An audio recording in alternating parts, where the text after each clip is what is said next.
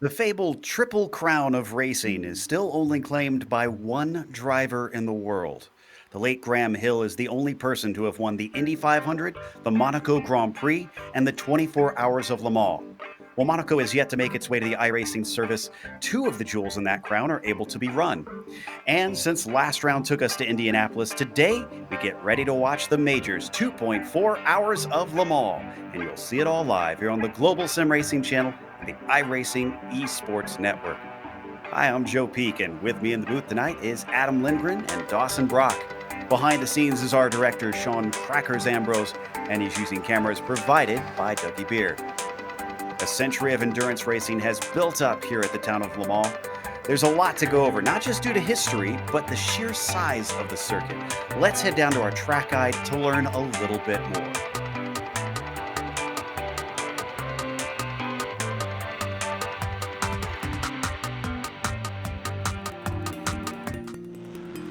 Welcome to Le Mans. When you talk about legendary circuits, this is a place that stands among the most famous in the world. Part permanent road course, part temporary street circuit, it traipses through the countryside just south of the city where it gets its namesake. Its size matches its reputation as well, clocking it at 8.5 miles, which equates to roughly 13.5 kilometers. However, when you take into account that it's split by only 33 turns, the frighteningly fast nature of this circuit becomes clear. Most of the corners have been added over the century of history it's experienced, but many have become renowned and respected. The two turns at the opposite ends of the massively long Mulsanne Straight play equally important roles. Tertre Rouge requires a great exit in order to not lose massive amounts of time, while Mulsanne Corner takes bravery and precision in order to brake as late as possible and keep opponents from passing you on the way in. There's also hair-raising moments like the tricky entry to Indianapolis, or the close walls along the bridge section in the Porsche curves. To win here, drivers will need a very low downforce setup, a good sense of strategy, and heaps of bravery. The 24 Hours of Le Mans is the crown jewel of endurance racing, which many drivers dream of someday winning and many fans flock to witness in person. Once you've driven the track here on iRacing, it's easy to see why.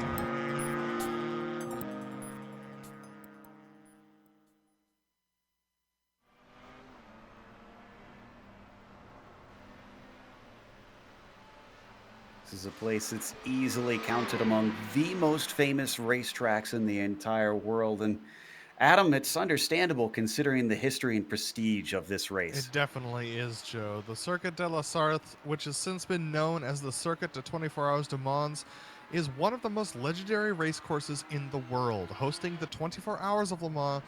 This unique circuit is 13.63 kilometers or 8.47 miles long and features a whopping 33 turns. Lap times around this course soar past 2 minutes, and it is the second longest lap on iRacing, with only the Nordschleife beating it out. Each class today will have its own portions of the track that will challenge it.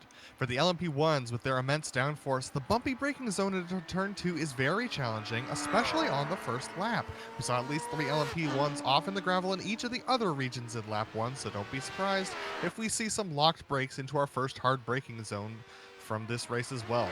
The LMP2s will struggle most with Indianapolis and Arnage, as these low-speed corners threaten to induce wheel spin on braking, making the necessary quick throttle application a dangerous prospect. The GTLMs, on the other hand, will struggle with the Porsche and Corvette curves, as the new tire model has a tendency for oversteer off throttle during weight transfers, and that is exactly what those corners are. Multi-class wise, the only bad places to catch a slower car is Indianapolis and into the Porsche curves. Everywhere else can be handled fairly well with Le Mans and its many long straights. This will definitely be a race that will be very difficult for the primarily oval league, Joe. Yeah, that is for sure. Now, as we are working our way towards qualifying starting, this is actually the hyperpole session that we are covering here at the start. We've got some time to go over the points, starting with the Drivers' Championship here in the majors. Christian Challenger has continued to dominate, but didn't get a win at Indianapolis. So Travis Warling, 207 points behind. He's got a lot of work to do. In fact, it'll take Christian finishing dead last for Travis to be able to take the points lead away. Otherwise, he will just be able to make ground up today. Steve Driscoll, Wade Hayes, and Josh Cully round out the rest of the top 5, with Hayes and Cully in a relatively close fight there. there for fourth and fifth. Now, Dawson, they also have a teams championship. Why don't you run us down on what's going on there? They do, and right now, as it sits, Kinetic Americas is going to be sitting at the top of the standings, about 500 points above Unorthodox, where they sit at 62.82. Then we have one of the two Dog Bears here in the top five, Dog Bear Red. They're going to be at 5.772. Again, this top three is a pretty close gap here with how the major points situate out. One bad race by either one of these teams, and you can see this order get shuffled up. And we have Sector 5 Racing sitting just over 1,300 points back from the lead. And then the other Dog Bear team that I mentioned, Dog Bear White, they're going to sit in the fifth spot, just shy of that 5,000 mark. However, Dog Bear Racing, this is a cool note that I had to look up quick, only one of two teams that have two teams in the top five. It would also be Kinetic in the international split. So great showing for them. Certainly is pretty tough with the teams now. We'll go and talk about that more later. But before then, we have important one to some of our older competitors here. Adam, you've got the update on the Legends points. Yeah, Dog Bear may be third in the team's points, but they're actually leading the top three spots in the Legends series. We have Brian Barnes from Dog Bear Red, Rob Gall from Dog Bear White, and Bob Beltrami from Dog Bear Red, all leading out that pack. And Rob Gall not very far behind Brian Barnes at all. That gap could disappear this race if they're not careful. Then we have Kevin Hill in there from Unorthodox and Brian Bennett from Sector 5 Racing. You know, Brian's been having a little bit of a struggle of a season, so to see him still up there in the fifth spot is really encouraging. So it's awesome to see these newcomers to the series taking their chances here in these races. Now, in case you've never watched the majors before, well, they have different races each time. So even if you have, you might not be familiar with what's going to be happening today. So let's run down the race details. We are in round 7 out of 14, and it is going to be a 2.4-hour race. That comes out to 144 minutes, or essentially 2 hours and 24 minutes. There's a lot of fours involved in this. They have 3 different classes that are running, and the LMP ones are the Audi and the Porsche. And then you've, of course, got the HPDs, which count as the LMP2s. And then there's the GTE cars, which is the BMW M8, Ferrari GTE, the Ford GTE, and the Porsche GTE car here on iRacing. They have an incident limit of 45, and there's a number of places where you can rack those up around here. So drivers will need to try and keep it safe over these 2.5 hours. And they have a fast repair if they get some damage. Hopefully they will not have to take that, because that will certainly put you under the gun unless you get lucky and have it happen when a scheduled pit stop is supposed to happen. Right now, we're just about getting ready, I think, for the first few timed laps to come across here in the Hyper Pole. Got a few specific rules here in this race, this pole qualifying session. Adam, I know you were telling us a little bit about some of the stuff that they can and can't do out here today. Actually, I'm going to toss it to Dawson, who raced this a little bit earlier today. You had some of those specifics. Yeah, one of the things here is it's a 25-minute session, and you are not allowed to tow back. So if you run out of fuel and take a tow back to the pits, you are done. You're not allowed to go back out on track and keep running time. So it's really important for these guys to make sure they have enough fuel to get them back to the pits, time it out, and make sure they can get back onto fresh tires here maybe one more time. 25 minutes is quite a long time. And on top of that, this long over 3 minute lap here at Le Mans, you really need to be good at planning it. Just one little mistake is we're going to see Vincent Leherbier put the first time up at a 3:20. Expect those times to get a little bit faster. These LMP1 cars are getting to the 3:15s. So yes, these drivers need to make sure they can get back into the pits, take those pit stops, and don't pull your car off the track. Otherwise, your qualifying session is done for the day. So we've also got David Hall getting a time down on the board. Watching Christian Eisler currently as he comes through the Ford chicane. Don't believe he will be getting a time this time, as he is starting his first timed lap. Those GT cars still taking a while to get around. It's these drivers, the LMP1 drivers, that we are seeing the times trickle in. Nick Kuhn, if he's managed to keep it safe here, let's see what he can do. A 3:21.7. That's only going to be good enough for third for him. Yeah, so a couple of these drivers coming across. I noticed Jeff Schmeier, who was the first LMP1 to get released on track, he actually took an off track just in the final 2 corners and had to set up for a new lap. So he's still struggling to get his first time in. But we're looking at the LMP2s now as they're coming out. This is Travis Warling, who will be, I believe, our first LMP2 to come across the line if he had a clean lap this time around. Out of that final chicane and to the line, a little wide there, but it looks like it should be fair. And it does count at 3:33.8. With it being the first time, naturally, he's going to be at the top of the board. We got to wait for the others to come by. Eric Smith will be the next one to come by. That's a 33.921. So that's actually going to go onto the board, and he will be second. He's only about he's about 1/10 behind Travis Warling on the qualifying. So he's got not much to make up to Travis. Dick Mueller's the next one to come across the line, and he's 2/10 off of Eric, so only 3/10 for the lead. These LMP2s are definitely carrying pace with each other. You might notice that the light is a little bit dim here. They are taking part in qualifying quite early in the morning. It's not barely past 6:30 a.m. virtual standard time. So the sun will continue to rise and heat up this track. We're now watching Adam Halleck as he is the last of the HPDs to get a time put in. Let's see what he can put on the board. No, I take that back. Wade Hayes looks like he needs one. Halleck, though, had an off track, so that one's not going to count for him. He's got to go around one more time. Might be able to get 3 or 4 more laps to try and get a quick one down. Hayes also with a mistake that has disqualified his first lap. Interesting.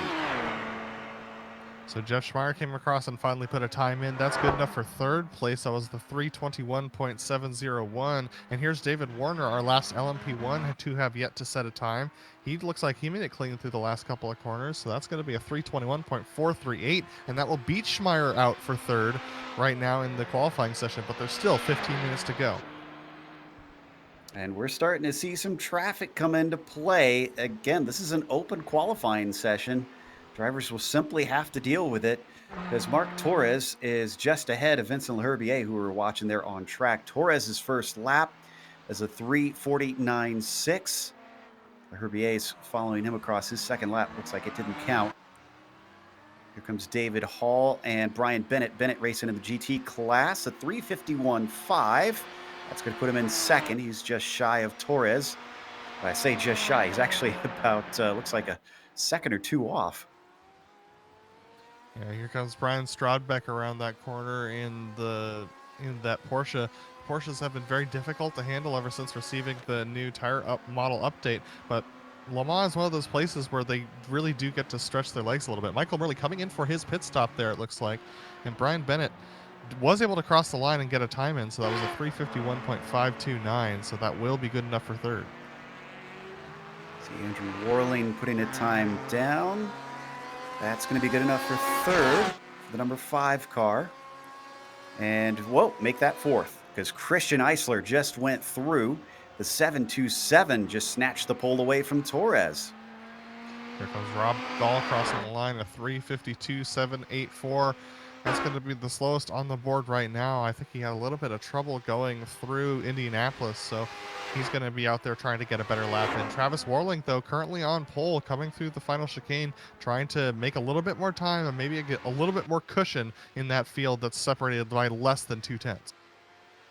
As he crosses, it's a 3:32.9. That's actually nearly a full second faster than his first lap. Obviously getting a little bit of heat in the tires as now we watch Eric Smith, who's actually second. He's right behind him, not just on track, but in the qualifying times. A 32.9 is going to put him ahead of him, though. Just barely by 2/100ths of a second over a 3.5-minute lap. That is incredible.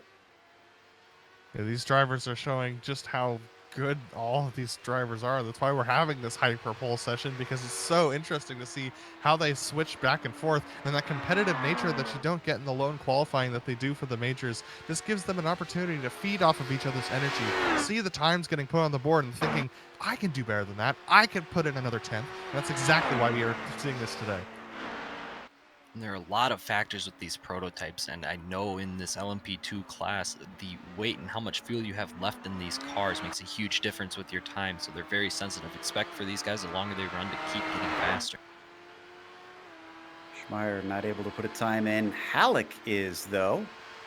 Fortunately, it'll slot him into fifth. That's the last of the times put down for the LMP2s, at least until Wade Hayes gets a time. A 33.5. Yep, Halleck will still be in last because Hayes is good enough for third.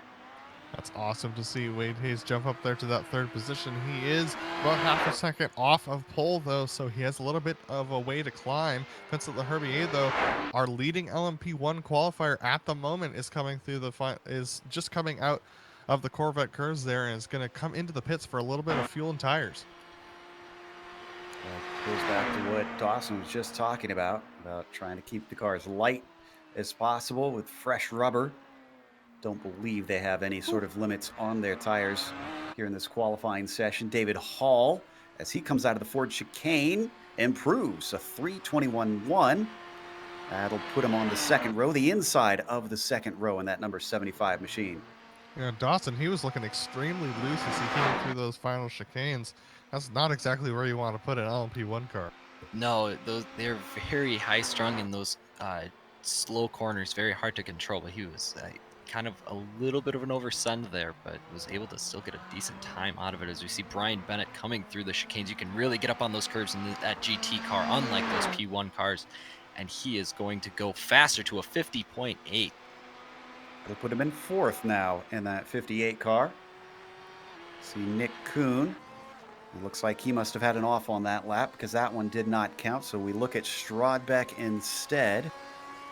Strodbeck is one of only a small handful of drivers who does improve, by the way, puts him in third with that last lap. But one of only a few drivers in this Americas region who has managed to get more than one top five. And what was the number, Adam? It was 127 drivers who've run multiple races, and we have only something like 9 of them who've taken more than one top five. That's exactly right. Yeah. So it's really impressive to see that the same drivers keep ending up at the top. And this isn't a given.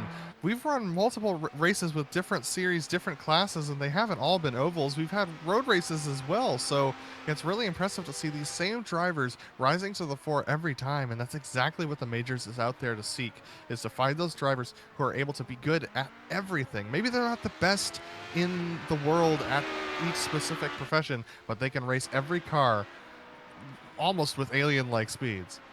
A quick update in our GTE class. Mark Torres has taken a tow, so he is done. His time will stand, and that is the best he will be able to do as he is sitting in the pits. Either that's some confidence or he made a big mistake out there that we missed. Just saw Dick Mueller take another lap of 33.3 is now his fastest. That'll put him into third for the LMP2 class. We're watching Jeff Schmeier duck it down into pit lane, take some quick tires and fuel, get back out there. They've got 8 and some minutes left. I noticed that Christian Eisler took a little bit of time outside the car as well, maybe just resetting some things, maybe making some adjustments to the setup a little bit there, but he was in his pit box when he did so I think he'll be allowed to go back out there. But we're looking at Adam Halleck now. As he crosses the line, he's about 2 seconds slower, unfortunately, and the lap will not count, so that makes things difficult. David Warner is going to come across the line and make an improvement. That's going to be a 3:20.959. So David Warner now pulling off to the side of the road. And he's done. He calls it a day for qualifying. Second is the highest he's going to go, but that was indeed a good one for him. In fact, that's 7/10 off of Leherbier, who still holds that pole. Vincent's first lap is the only lap that he has managed to make count, and boy, did he make it count. Still holding 3/4 of a second over anybody else in the field right now. And Dawson, that's got to be kind of beating back your nature that you're so used to in iRacing, to not just reset and jump out for another lap, to make sure you bring it all the way back into the pits if you want to do another run. That's got to be like trying to relearn how to walk in some ways. Yeah, I know at least one person in our European split. He kind of just made the mistake. It was a nature habit, just pull over and stop. And it really puts a whole different aspect in this. A lot of guys, and I'm sure a lot of these guys that are pulling off and stopping, they were going down to zero to where they didn't have enough fuel to make it back, just so they could get every little bit of weight out of that car and have that fuel load as low as possible. So I think that's definitely a strategy that some of these guys are doing, and we will see it here at the end. Just a reminder here, this is not like the official series. When the clock hits zero, you are allowed to finish your lap. So as long as you can get across the line before it hits zero, you will be able to finish out your lap. Ooh, Warner might get a little bit of a talking to because he is back out on track now. See if the stewards try and get on the radio, let him know that he's got to park it, or if he'll get some sort of penalty. We're not exactly sure. Adam's usually the one that has that rule book committed to memory, so we'll see if he's got any information on that. We're watching Brian Strodbeck down and across the line. It's a 4:06.7, so that was a slow lap for him. He must have just taken some fuel. Switch over to Travis Warling instead. A little bit of a slower lap for Warling, unfortunately. Yeah, and for David Warner, looking back on this in the future, he's probably just hoping that he doesn't set himself another faster lap now, because at this point they might allow him to keep it, but if he sets another faster one, they're going to have to do some deliberation, and the last thing you want people doing when it comes to your qualifying times. Yeah, really. There's a little bit of an improvement there for Rob Gall, who is also now taking a tow. Gall has put himself into 6th, which is the last of the GTE cars. I do believe that might be the best for him, so I guess he's content with at least making it to this hyperpole, even if he can't try and beat anybody out. Morley, looks like that last lap was indeed slower as he was on an out lap. This is now his first flyer, although he made a mistake. We're watching Adam Halleck now. Morley already having problems at the start of his first flying lap. Here's Halleck coming through the final chicane. Yeah, and Joe, the lead for this, for the LMP2 class for the pole is so close. The top 3 are separated by less than a quarter of a hundredth of a second. It is extremely close between those top 3. Dick Miller just jumping Travis Warling by 4/1000ths of a second on that last lap. So keep your eyes on these guys because they're looking extremely competitive tonight. Man, I would not think that a place like Le Mans we would have that close of a fight up towards the top. Back to Christian Eisler, still retaining that pole. He's coming through the Porsche curves. And we're starting to get some information from the stewards. They are telling him to park it now. Yeah, one name that you might be surprised not to see in here is Christian Challoner. He actually qualified 7th in the GTE class, in the GTLM class. So he did not make it to this special qualifying here that we have going on, and so he's going to start off in the 7th position behind all these drivers who you're seeing on track right now. Yeah, this week was a little bit different in the majors. They wanted to get qualifying done before the update just to make sure that all the cars were in a even playing field. So qualifying ended a little bit earlier was something that I'm sure could have been a problem for a couple of people in the series. Didn't seem to be a problem for this Canadian right here, L'Herbier. Down and across, and he finally sets another time, and it's a 3:19.7. He is now 1.2 seconds ahead of Warner. And again, Warner is not able to continue to take part. And Morley isn't either, as Morley has now taken a tow. Yeah, Morley just took it a little bit too deep into Indianapolis, and he went off the exit road, and that automatically sends you back to the pits. So unfortunately, he's going to be out for the moment. Vincent L'Herbier decides to park it as well, as we only have 2 minutes 50 left on the clock. So Travis Warling coming around to... It really depends on whether or not they have extra time on the clock to allow for another lap, but this is either finishing his final lap or starting what will become his final lap. So it seems that L'Herbier is sitting pretty, because I don't see it likely that we'll see Hall be able to beat it. Schmeier is the only other one able to complete laps here. Watching Eric Smith now, at least in the LMP1 class, I should clarify. Smith, who is in the LMP2s, goes faster, a 3:32.2, and that'll put him back up at the top. That was a blisteringly fast time from him. Travis Worling just came across and improved his time as well. So Travis Worling now is down to third position as Dick Mueller takes over second place. So these LMP2 drivers on their final laps are starting to crank out some ridiculously quick times. They are able to change it around one more time here because they will be able to complete this lap. This is Schmeier that we're riding on board with. I love these onboards from within the cockpit of the car. For one, it shows you how cramped it feels inside that thing. Two, you get a sense of the speed of these cars, which is comparable to Formula One levels. Now, Dick Mueller and Travis Worling from the LMP2s have decided to park it, so Eric Smith is the last one on track, and he currently has pole along with Wade Hayes and Lyndon Swaby. As we see Jeff Schmeier in the LMP1 come across the line, he's not going to improve his time here. Next across, it's going to be Lyndon Swaby in that number 100 car. We look over his shoulder here in the HPD, out through karting, one of the places where you really don't want to push it too hard, but is he going to get a slowdown here, or was he safe? I think he's good. Took that right up to, no, he's not. He is going into the pits. He's calling it a day.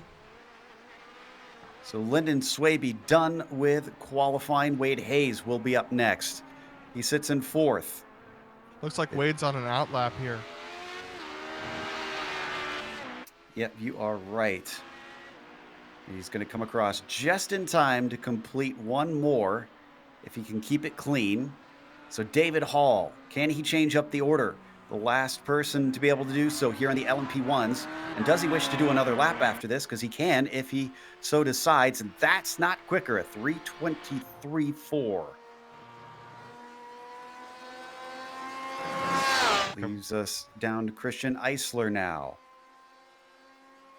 Yeah, Christian Eisler, he currently is sitting on pole. Mark Torres is his challenger in second place, is in the pits right now. So there's one other driver on track from that class, which is Brian Strodbeck. He is on his final lap. Christian Eisler crosses the line, and it will be a little bit slower, and the time has elapsed. It looks like we will have enough time to finish up the laps that have started, but Christian Eisler's lapping is done. He will stay at that 3:49.525. He was the first one to take the checkered flag in this qualifying hyperpole session. Next up, it's going to be Eric Smith, and it's a ways to wait before he gets to the line. He just came out of Arnage. Coming up to the Porsche curves. See the power of these cars as well. Lots of downforce on them, even though they're a little bit of a slower class than the LMP1s. Swings it through back and forth right up to the wall at bridge, but not quite touching that blue barrier.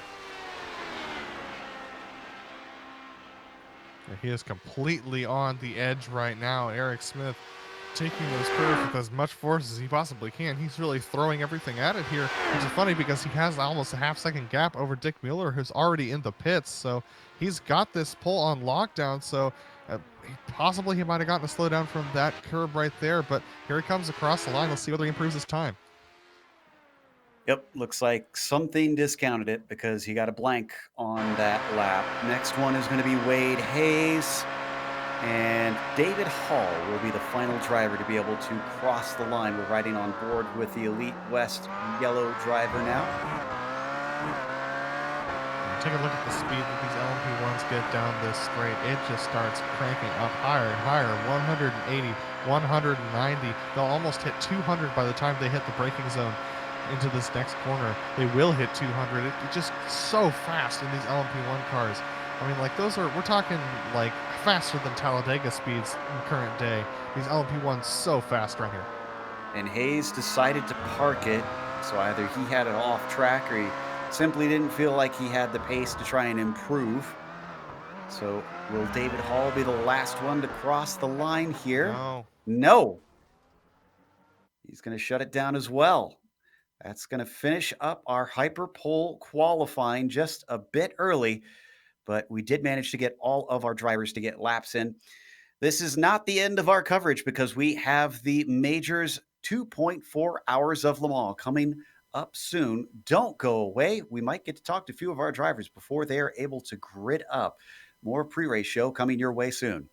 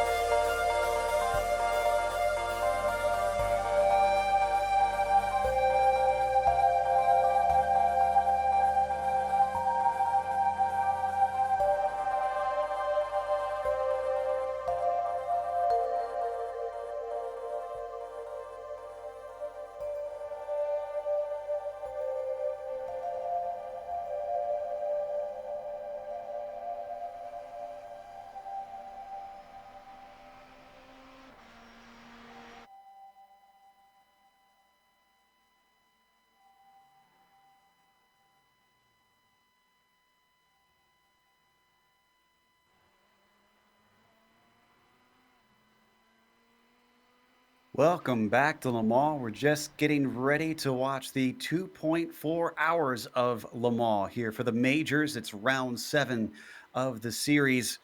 We just watched the hyperpole, and certainly was fascinating to see how that played out. But now this is where the points get delivered. And it's not just the points that is concerning the drivers here today and many who are involved in this race, but our charity, as they always have a charity for each round. And this time it is the Fight for Colorectal Cancer. That can be found if you want to help give to them at colorectalcancer.org. Excuse me, a bit of a mouthful there. But a big thanks for them for gathering money for that cause. So if you're wondering how they do that here in the majors, well, the drivers, if they want to get extra qualifying sessions in, they have to pay for those sessions. And all the money for those sessions that they pay for, well, that goes right to the charity of choice for each round. Link is in the description below if you don't want to try and pay attention to my botching of the link name. You just got to go down there and click that and see how you too can get involved and help give.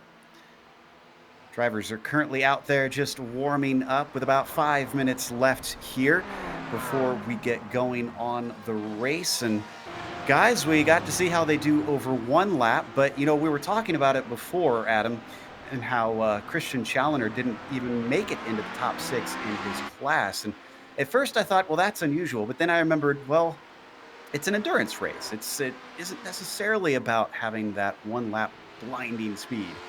Right, and he also did that at Indy, if you remember correctly. He didn't make it into the Fast 9, and he still was doing fine before the wrecks caught him out. So this actually might be a little bit strategic. I mean, there's only so much you can gain in the system, but this might be a little bit strategic for him. Because the big thing that I've noticed in watching the other two regions race is that a lot of what gets you knocked out of this race is your own little mistakes that end up costing you over the course of this race. So if you can minimize those mistakes, even if it means not driving at 110% all the time, that means you're going to make it to the end with a clean car. And that could be the difference between winning and finishing in second. Yeah, you're absolutely right, Adam. And right away, when you're all jam-packed together, on top of that, on cold tires, if you've been on iRacing recently, you understand how this new tire model works, especially with these prototypes, not putting a lot of heat into the tires right away. It's super easy to just overcook a corner, lock up the brakes, or make a mistake. In the corners like Indy, if you lock up the brakes, it's going to spell disaster for you. So really important to keep it clean and get through this. This is a long race, 2.4 hours, plenty of time to make up or lose ground. Like cleanliness will be godliness here. So drivers will have to try and stay patient, have to try and keep it on the road. Just watching to see who's out there trying to get used to things. And we'll talk to you a little bit about what the weather conditions are like here in just a moment. As we look at the drivers now, working their way around. Again, we are in round 7 out of 14 here in the majors. If you're new to this series, they run all different types of cars, all different disciplines of racing in this series. So it is not strictly these endurance cars, these road cars. We had, as we mentioned, the Indy 500 as our last round. They've run the Daytona 500 this season as well. So really do need to be versatile out here if you want to take the Drivers' Championship. And your team needs to have a lot of depth, as we've seen UDOX has proven so far this season. Coming to the fore, used to be a sort of mid-pack team, I guess you could say, and now suddenly they've been waging war, essentially. And they've been threatening for wins. Yeah, this is Steve Driscoll we're watching come through the last corner before it takes you on to the Mulsanne Straight, or at least the first third of it, that we get separated by 2 chicanes. And it just shows the speed of these LMP1s. And it's awesome to see UDOX really stretching their legs into some of these more complicated cars. The LMP1 is so difficult to set up for. It's got so many options and so many little things that can add seconds or take away seconds from your lap time. It's awesome to see them stretch their legs as they grow as a team to really tackle these challenging cars. Yeah, and let's take a look at that weather that we mentioned. It is currently 80 degrees Fahrenheit on the track surface, but it is still morning, so it's going to continue on until the sun is nearly in the middle of the sky, which could create some quite hot temperatures out here today. A little bit of wind as well. And Dawson, Adam was talking about the complexities of these cars. I almost feel like to be at this top level, because this is the pro split that we're watching here in the majors, it almost seems like you have to have a team behind you to be able to run in these LMP1s, because I don't know if a single person could really figure out how to set up and get speed out of it. If you just go and look at the garage, basically the setup for these LMP1 cars, you'll see how many options, how many things you can change on these cars. It's ridiculous. If you don't have somebody who already has an understanding of the car, somebody who's had experience setting these cars up, it's extremely complicated to try and get it. And on top of that, there's all these little niche, little almost, I'm not going to call them hacks because they're not hacks, they're totally legal, but it's just little ways to make the car set up that'll jump you from gaining like a tenth or two to all of a sudden with the really, really fast guys down in the teens in these LMP1 cars. So you definitely need somebody with a little bit of experience and know how to get it done. So there goes the checkered flag for the warm-up. That means it's time for the drivers to grid. So as we wait for that to pop up, let's run through each of our classes, starting with the LMP1s. We watched Vincent Leherbier take that pole position with David Warner coming behind him in second. Michael Morley was P3, and then you've got David Hall in the fourth position. Nick Kuhn will be starting P5, and Jeff Schmeier was only good enough for sixth in the hyperpole session. Then you get to the drivers that start outside of those hyperpole competitors. Steve Driscoll will be P7 with Kyle Murphy in 8th. Austin Espedy will be starting 9th, and William Fletcher 10th. The last of our drivers in the LMP1s is Brett Trocine in 11th, Adam. Absolutely. Eric Smith took pole in that hyperpole that we saw over Dick Mueller by about half a second. Travis Worling was very tight in behind him, starting off with third. Wade Hayes is going to start off fourth on the second row of these LMP2s with Adam Halleck in fifth. Lyndon Swaby is going to start off sixth with Justin Reichison in seventh place. Eric Intilly in eighth, Kevin Hill ninth, Richard McClure starting off 10th position, Mark Schneidel 11th, Chris Long 12th, Liam Quinn 13th, Jimbo Pfeiffer, Terry Taylor, James Stacy, Bob Beltrami, and Sean Duhamel are going to round out your top 20 in that class, with Brian McGreevy, Marcus Tracy, Robert Tarbox Jr., Brian Barnes, Wayne Hutchison, and Lynn Concello rounding out that 24-car field for the LMP2s. Then we go to our GTE class. Christian Eisler going to take that pole, as we saw. He's going to grid in first. Then you have Mark Torres, Brian Strodback, Andrew Waring, Brian Bennett, Rob Gall. Then we get to 7th place, Christian Chandler, Lionel Callisto, Brandon Harrison, Jason Willott, Jeremy Morrison, Bruce Perry, and then to round it out the last two, Tony Mendoza and Johnny Nichols. Already the Porsche pace car is leading them through the Porsche curves. The LMP1s will be the first to take the green. They'll have a little bit of a split behind them, where we'll get to the LMP2s, and then they will also make sure that they have a separation back to the GTE cars as we wait for the tricolor to fly by. The traditional jets overhead here at Le Mans on iRacing.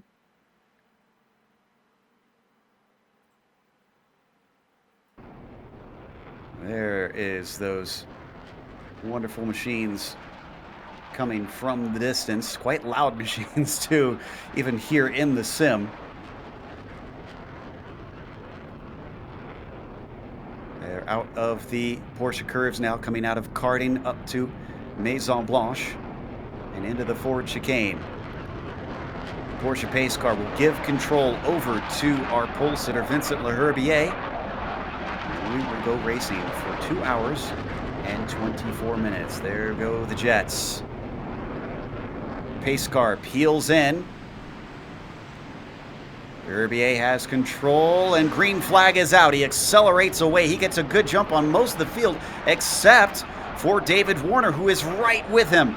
It is going to be a drag race down to the first corner, and Warner is going to slot in line. So as they break for the Dunlop chicane, mostly single file, in fact, from many of the cars, let's head back to our LMP2s. Our leader in the LMP2s, Eric Smith, is off track. There's a little bit of contact there between Dick Mueller and Travis Worling as they tried to go by. It was a big mess through the final corner, coming onto the back straight there, but now everyone's gotten going again with Wade Hayes and Travis Worling side by side. They finally are able to sort it out. Let's head back to our GTLMs.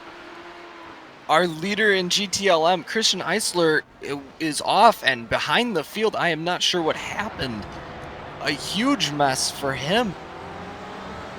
But right now, Brian Bennett is going to be your leader. Unbelievable stuff, chaos already ensuing.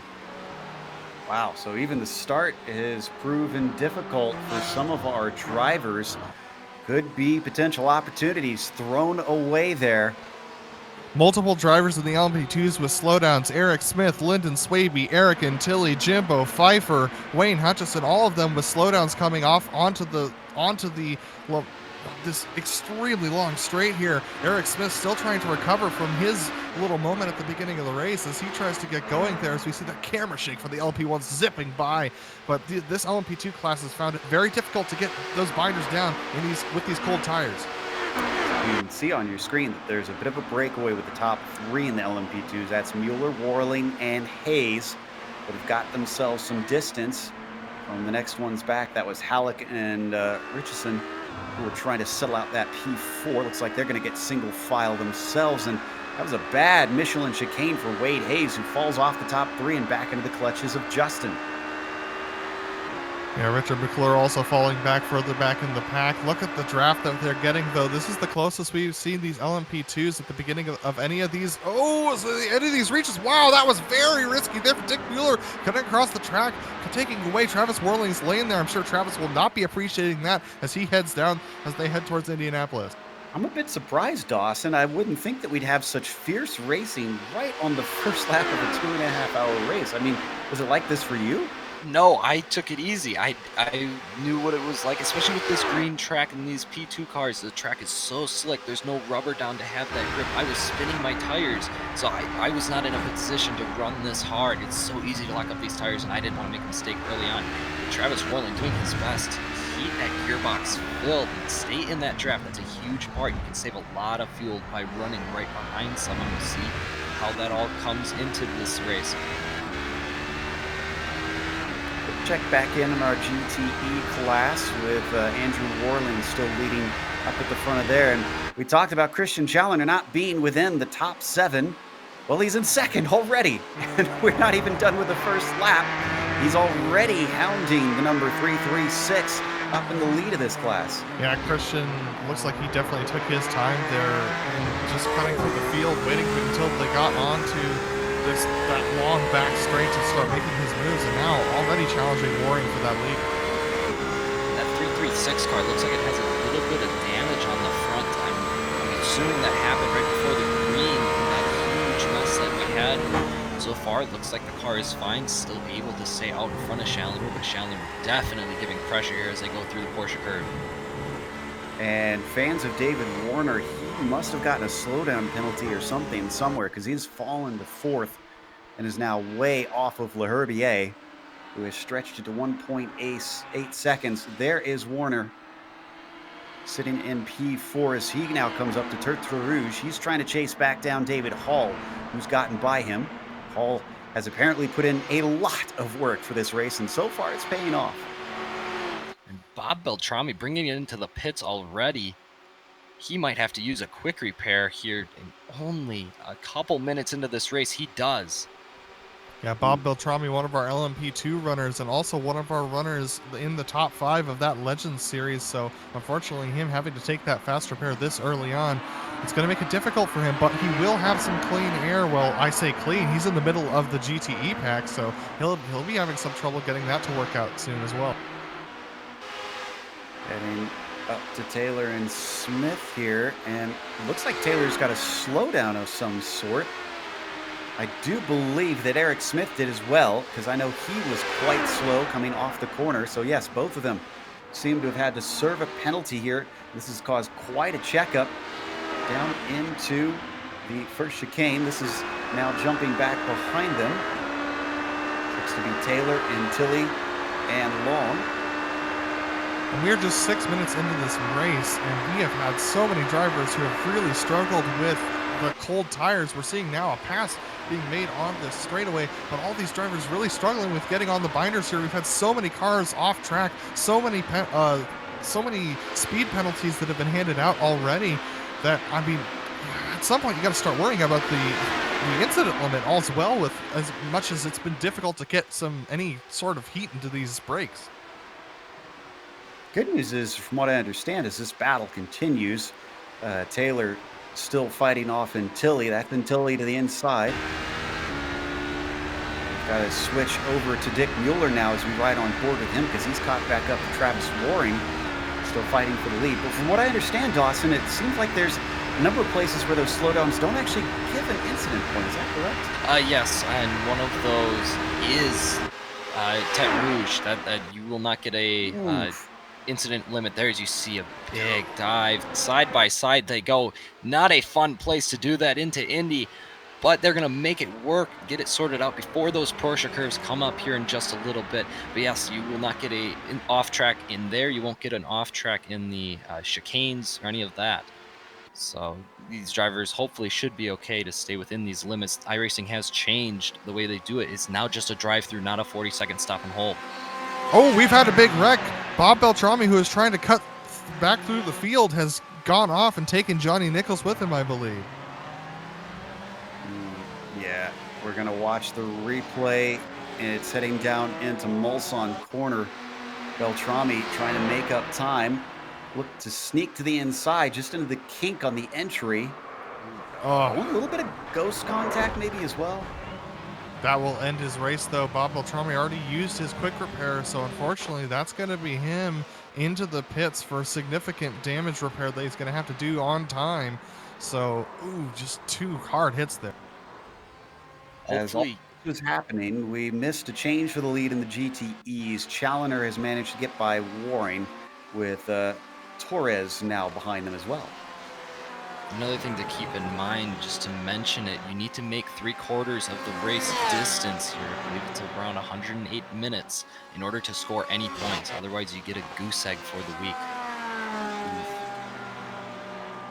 And I'm afraid that unless he gets quite a bit of damage repaired, that might be the case for Beltrami.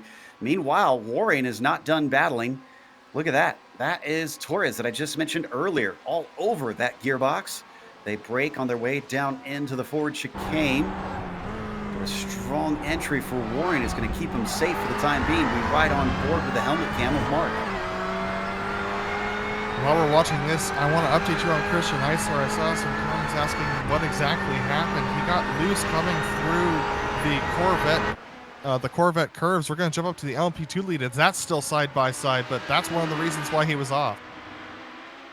Mueller now repassed by Travis Warling.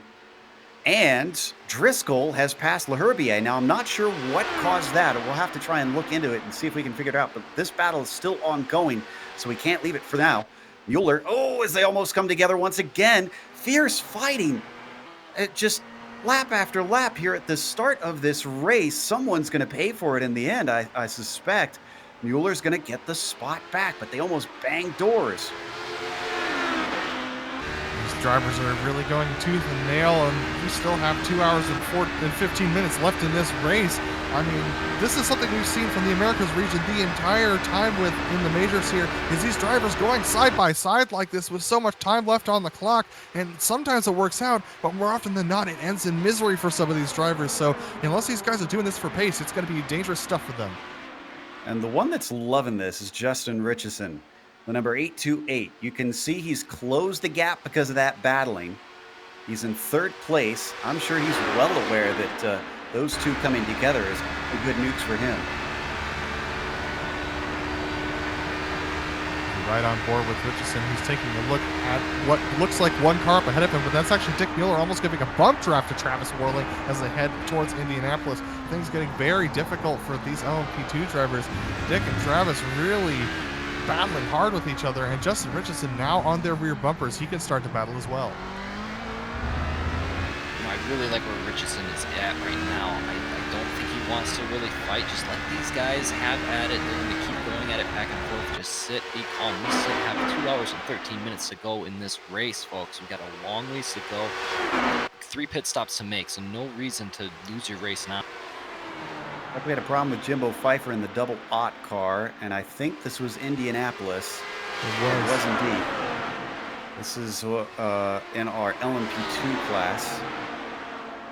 Yeah, and Just off, it looks like. yeah, and that's what I was warning about at the beginning of this race with during the track description is you could get really loose around that corner. It's really dangerous there. We're going to take a look at this battle, though. This is between David Warner, Jeff Schmeier, and Nick Kuhn. They're being followed by David Hall as well, and this is the battle for third position in the LMP1. And for those wondering on that LMP1 lead, Driscoll just got a good run here along the Mulsanne, coming up to, I believe it was the Michelin chicane, and outbroke Vincent Herbier, took the lead away. As simple as that. Meanwhile, these three are going to be in line. Not much happening there. As we did jump over to this, Dawson, you managed to catch a pass in GTE. Yes, Waring got passed by Mark Torres going into Indy, so he was able to get into that slipstream and get around. So now it's a kinetic P1, P2 in GTEs. We might have a replay of it if we want to go and check it quick. We will. You see just tucking up in that slipstream. A lot of speed. With so much talk about the Mulsanne, not as often here on the run up to Indianapolis. Just was fully clear. That's what you want coming into that fast braking zone, and made it happen. Meanwhile, second place LMP2s has gotten quite close. Mueller and Richardson, and they're dropping off of Warling. Yeah, Warling's pulled out to about a second gap over them, and actually Richardson is taking an opportunity to kind of take a look on Mueller, but look at that. Warling actually went through that last chicane not super great, so he's actually dropped about half a second now to Mueller, who's catching. Behind them, we got a train forming in this LMP2 class. Adam Houck leads them. He's got Wade Hayes behind him. Eric Smith is in there. Richard McClure, James Stacy, and Lyndon Swaby. Also, look at this. They're separated by almost nothing. This looks more like Talladega. Yeah, this is a little terrifying because the amount of draft you get when you're towards the back with the likes of James Stacy and Lyndon Swaby, those guys are going to be going so fast when they get to the end of this straightaway at speeds that are a little terrifying in an LMP2 car, but then they have to hit the brakes after so long of not being on them. This is where that brake coldness can really come back to bite you, especially once you come into your pit stops during this race. It can be really dangerous. And a little later on, you probably don't think about this, but the Porsche curves, you're going to have plenty of aero wash like you would see in the Indy 500. And a train this long, you're going to feel at least something. So it's something to just kind of keep in mind for these drivers. It's not going to be fun for sure. Maybe that'll start to spread them apart a little bit, but then every long stretch, Slipstream should bring them back together. Nobody making any moves, interestingly, in this group. Seems like everybody just kind of hanging out and waiting to see what happens. And that's actually a decent idea because especially if you're further back in this pack, Dawson, you can correct me if I'm wrong, but you can save a little bit of fuel on these straights just by tucking in with this pack and not running full out. But here we go. Looks like a pass trying to be made here. A little bit of a look. And it seems Wade Hayes is going to be able to get by Adam Halleck. Eric Smith now close up behind him. We're going to watch from Smith's nose, and he gets close to the rear. It's going to straighten out a little bit here. If he can get the run, he could have something. He looks very close. There's a little bit of weird braking on the way into the Ford chicane. Does he dare try it and send it in? He does, and he gets fully alongside him. He is through. Eric Smith moves himself to P7 with that maneuver. And Halleck had to back out of that because if you try and force it too wide through there, you're going to end in disaster. You're going to bang doors. You're going to damage the aerodynamics on that machine. And with 2 hours, 10 minutes to go, that's a long way to go with aerodynamic damage. You can see the front of that train still close together. That is Liam Quinn with Wade Hayes behind him. That's for 5th and 6th. They come through the Chapel Run down into the Forest S's. And one of the most important corners of the lap through Tertre Rouge. A much better exit for Liam Quinn. That's going to keep him safe for the time being. For those wondering and aren't paying attention to the timing on the left, Driscoll still leading up at the front of the LMP1s. Travis Warling is still leading in the LMP2s, and Christian Challoner is leading in the GTEs. But if you want to follow your favorite driver and you're tired of waiting for that screen to change on the left, you can check out everybody on gsrc.tv. Just that simple. It's live timing and scoring all race long in real time. Let's head back to Strodbeck now, see what is going on here in the GTEs. 5th place, chasing down 4th. That's Brian Bennett. Brian Bennett, who we saw up on the back of Andrew Waring a little bit earlier, he's now falling back about a second and a half, and he's being challenged by Strodbeck in that Porsche. It's awesome to see the Porsches be so strong around here right now with the straight line speed theoretical advantage that we know that the Ferrari has, but it's just cool to see how each of these different cars tackle different tracks, and we see that throughout the season, considering these drivers did their own Daytona 2.4 a little bit earlier on this season. So here these drivers are doing Le Mans 2.4, and we're seeing different strengths from different cars.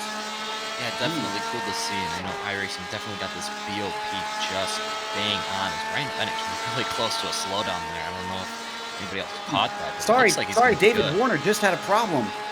He was in a wreck with lap traffic. They were catching the GTE cars. It was with Jeremy Morrison just now, the number 78, made contact and smashed into the concrete wall.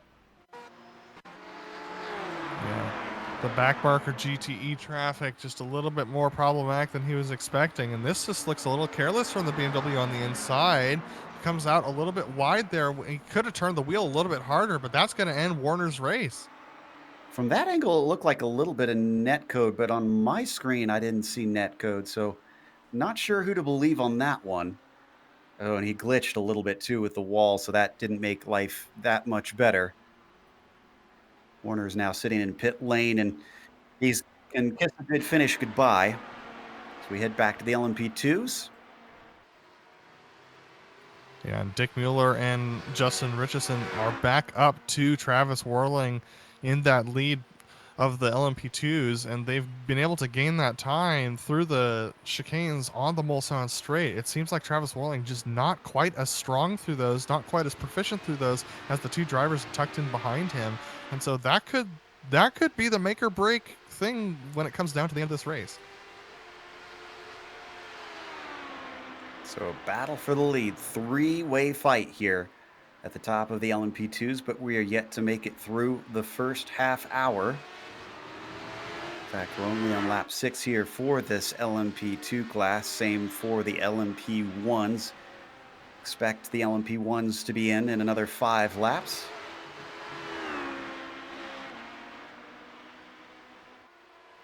There's one of those dog bear team drivers that we've been talking about, who have certainly been making themselves known. Number 84 of Dick Mueller sitting in second. Oh, and a slowdown penalty for the leader. Travis Warling has to hand it over and watches both cars stream by, and then tucks in behind and grabs the slipstream. Yeah, that's just heartbreaking. Your heart just sinks in your throat when that happens, because that is the worst slowdown, I believe, on the service. And Travis gets another one going through the first chicane. So that's going to make him even. He's going to lose the draft at this point from the guys up ahead of him. And Kevin Hill is still 5.5 seconds behind. So he's going to be in a no man's land here. Got a little bit of a battle for the podium in the GTLMs. That's Andrew Waring, who at one point was leading this race, now with Brian Bennett behind him. They're not too far back as well. No, excuse me. No, it's Strodbeck, who is not too far back from them, I should say. He's there in the Porsche, the white and gray Porsche, chasing them down the pit straight. Yeah. And here, go ahead, Dawson. Yeah, no, I've just been keeping my eye on this, and it seems they're pretty content. This has kind of been the gap, a pretty evenly paced group. It'll be interesting to see when pit times come, what the move is and what strategies they might use to try and get away from each other and see the different strategies play out. Oh, we've had a spin in the LMP2s. That was Wade Hayes spinning around. Just came across traffic. That caused another wreck. With Lyndon Swaby, peg leg, suffers from a poor re-entry. I suspect that the stewards are going to take a look at that one. Just in front of them, Terry Taylor gonna make a move on, I believe that's Hollick. Yes, it is. And he's gonna get the pass done. Coming And in. Swaby, sorry, we're on the replay. Oh, Swaby was just in front of more car contact that was behind him there. Not sure who was involved, but it looks like it didn't come to anything. And now you're going to see the car backing out right in front of him across the track. There it goes. Oh. oh. He did hit the inside wall with that left rear quarter panel. That's going to probably cause a little bit of suspension damage on that thing. He might have to come to the pits for that. He's got to be frustrated after that. The Kinetic driver continues on. I expect he's probably a little bit off pace. Car looks relatively whole. Mueller and Justin have found themselves their own little fight without having to deal with Travis Warling, at least sort of. Warling's about a second and a half back. You can see him off there, a little bit of a dot in the distance. Yeah, the two white dots of his headlights still showing back there. Oh, it looks like Eric Smith has had a problem. He's going backwards on track right now. Oh, major damage to the front end of that machine. And that was with an attempt at a pass on James Stacy. Oh. Yeah, this is going to be out Porsche curves through Maison Blanche. That's usually a non-issue for cars like this, but they're side by side. Oh. And if we stay here, we have to switch to Eric Antilli in the 35 machine because he makes contact with that machine as that machine stays parked in the middle of the road. Oof. Yeah, some heated tempers already. There's Antilli's view, just smashing into that limping LMP2 car. Smith has taken it down into pit lane. The good news for Smith and Antilli is, I think, is it possible, Dawson, for them to work the race backwards from here if they take the spare car? I believe so. You're gonna be on that. I believe it's gonna be a 4. This would have to be your splash essentially, but you're gonna have to go 13 laps then from here on out. But you should be good. Come back roaring here in the GTEs. This is for third place. Sandwiched between Bennett and Strodbeck. Got a little bit of traffic coming through. That's our second place driver in LMP1s. He's going to hold up Brian Bennett there on the exit just a little bit. This might give a slight advantage to Warring. I don't think he's going to have quite enough to make a dive down into these chicanes here, but that was a little bit of a stressful moment there for Brian Bennett. Looks like Brian taking these chicanes a little bit more aggressively than Warring is. Yeah, and that Ferrari a little bit better than the Ford in those slower corners as I believe LaHerbier had a slowdown. He did. Kind of getting in the way of this battle right now. For the second time in just about as many laps. Now he's able to pull away. Bennett doesn't lose the position. He stays ahead. He's got to have quite a big eye on those mirrors, though, knowing that Warring is right there and stalking him.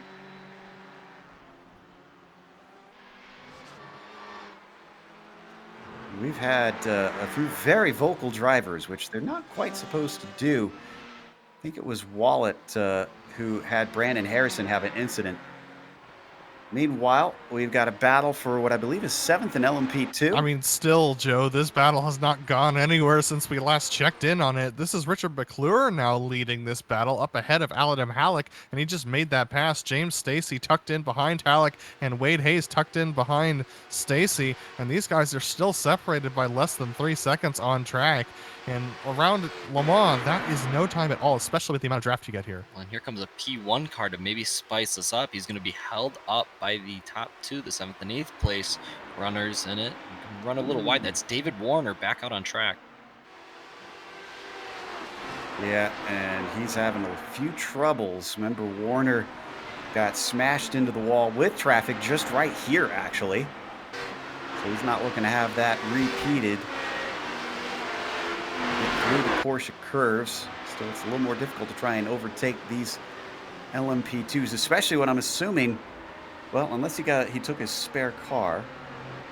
then his car would be whole and he should be fast enough. But if he only got the damaged fixed, then he might be lacking a little bit of pace. And look at that checkup that caused for James Stacy, with Wade Hayes now challenging him in the background of that shot. And I can confirm that David Warner did, in fact, take his spare car, so that's why he's being so aggressive on track right now. And he was going to try and go around the outside of, I believe that was Adam Halleck, and that's not going to work well. Look at this side-by-side battle between James and Wade Hayes. Wade Hayes trying to take the right side of the track, which is going to switch over to the outside here. Now they're going to deal with some multi-class action. This is Tony Mendoza in the 13th position in GTEs. That's second to last on track, and they're going to be able to get by him before they get to the Mulsanne straight, but it is going to compromise James Stacy's line. And that's not the spot where you want your line compromised there, Dawson. Yeah, definitely not going to get a good run, and look at the gap that Wade Hayes has made as a result. So tough break, but that's just how it works around here in Le Mans. One moment you're going to gain a little and then lose a little just based on how this traffic works out. As we go to the battle between Espedy and Murphy, this is for 7th in the LMP1s. They also have a little bit of traffic in front of them. They're also chasing Jeff Schmeier, who's not too far ahead. I'm going to go by Brian Strodbeck here. Yeah, Kyle Murphy has been in this position for a little bit, but he just recently had some trouble. Michael Morley, Jeff Schmeier, and Austin Espedy have all had trouble this race with cold tires and locking up the front tires into braking zones, sending them off track. So this is the battle of the guys who are trying to make recoveries, and they're coming up on some slower GTE cars that are going to make things difficult. And by slower, I mean fast. This is Brian Bennett and Andrew Waring, who are battling for 3rd and 4th in class, and they're going to be holding up this big battle in the LMP1 class. We're getting tense here, and they got more chicanes to try and deal with. Schmeier's going to be able to get by Waring. Murphy is not, so he's going to be stuck back there for a couple of corners. Oh, contact there as Waring tries to go by Schmeier, and it seems to have failed spectacularly. That'll break up that battle, but create another one between Espedy and Murphy. Espedy's going to let Murphy get by, but now they kind of come up on Brian Bennett at a point where Murphy's going to get held up by him a little bit on the exit here. So Espedy trying to back it up a little bit and get a good run, but he had nowhere to go, so he had to back it off again. And now he loses time to Murphy, so that's going to spread out this battle once more. That's going to leave Murphy in 7th and Austin Espedy in 8th in that 77 machine we're on board with. Driver that's loving all that is Brett Trocine, who's just behind them in 9th. He started last on the field of LMP1s. He's to within 3.5 seconds, so he's got a little more ground to make up, but the more they keep battling, the more opportunities he's going to get, including stuff like a slowdown for Espedy, which he just incurred. This is going to be an easy pass for Brett Trocine.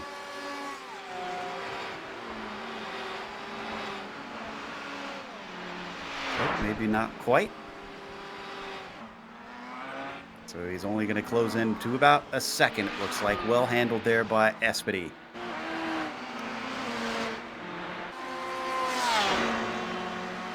Man, I almost feel like I know Christian Challoner a little too well now. With the fact that I just mentioned before the race, his qualifying doesn't necessarily mean all that much, and he got up to the lead so quickly in this race and has just been unfazed. A 4.5-second gap back to Mark Torres. With the depth of talent in this field, that is no small feat in the first half-hour race. I also know Challoner decently well enough to know that at this point he's just praying, please no torpedo LMP1s. Please no torpedo LMP1s. He's just hoping that everyone can run with clear heads and clean driving, and that he can just make it through this race very cleanly, as he got passed right there by Bet Trocine in the 9th position in the LMP1 class. But Christian now out to that 4.5-second lead. Problem for Adam Halleck. The number 36. I don't think we need a replay on this one. Looks like he spun on his way into the Dunlop chicane. That handed over a couple positions. That puts him in 11th. And Jimbo Pfeiffer's gone off track again, and this is he's quite beached in that machine. The exact spot I was just talking about for Halleck. In a very similar situation, except he was trying to pass traffic. It was Brian Barnes he was attempting to get through. Here's the replay. I think he's just going to lose it here. Yeah, he was on the inside and maybe a little too Ah. much. I saw a little bounce there. Yeah, he clipped the inside curb, but that left rear tire ended up spinning the rear axle, and when he landed back down, he couldn't get the grip, and it just shot him off into the gravel trap, unfortunately. Closest fights that we've got, interestingly, is still that battle for P1 and the LMP2 class. Mueller and Justin Richardson. Yeah, I and Go ahead. just looking at it, I don't think Richardson wants by. It doesn't seem like it. He gets the toe down the straights and he's content to just ride for now. So I don't think we're gonna see action come from here. We'll have to see when the pit stops come here in about 3 or 4 laps. Kind of see what the idea is. You can take that short fuel now. I know a couple guys in the European split, they decided to pit early, avoid the GT traffic. So we'll see how these strategies, once they start getting worked out, there's going to be a lot of different strategies and a lot to keep track of here later on in this race. Outside action in eighth. It looks like Wade Hayes has some action going on with James Stacy as they come up to Indianapolis. Stacy's going to be on the outside. Can he clear him before they get to the braking? Not quite. Wade Hayes is going to try to come back at him as they finally slow it up into the slope left-hander. Hayes comes back with the momentum of the banking. That gives him the inside of Arnage. He rebuffs him. If he can get a good exit, he'll have it. Wade Hayes stays in P8 despite the best attempts of the number 20. And they've been side by side for about a good minute now, and that was a great defense from Wade Hayes, but James Stacy's not quite done yet. He's still got a little bit of a run. I don't think he's going to get it quite close enough as they get up to the Porsche curves here, so he's going to have to back it off there. But Wade Hayes taking that position very well, and very stout defense on the outside. Stuff here in the LMP2s in the mid-pack, one of the biggest packs that we've got in this race. They have already been passed by our one LMP1 that's trying to get back to his class. David Warner still trying to catch up to Mueller and Richardson, who are leading these LMP2s. As down through the Forge game, we watch Hayes lead Stacy through. Now we switch up our top two. Now, Dawson, as we ride on board with Richardson, is there any possible way that Richardson could make it on only 2 stops? Not 2. He could make it on 3. 3 is very close. If you want to do 3, it's going to have to be a 13, a 13, 13 and a 14? Maybe I'm wrong. Maybe, is it 2? See, I'm blanking. Great. But there is a way to stretch it.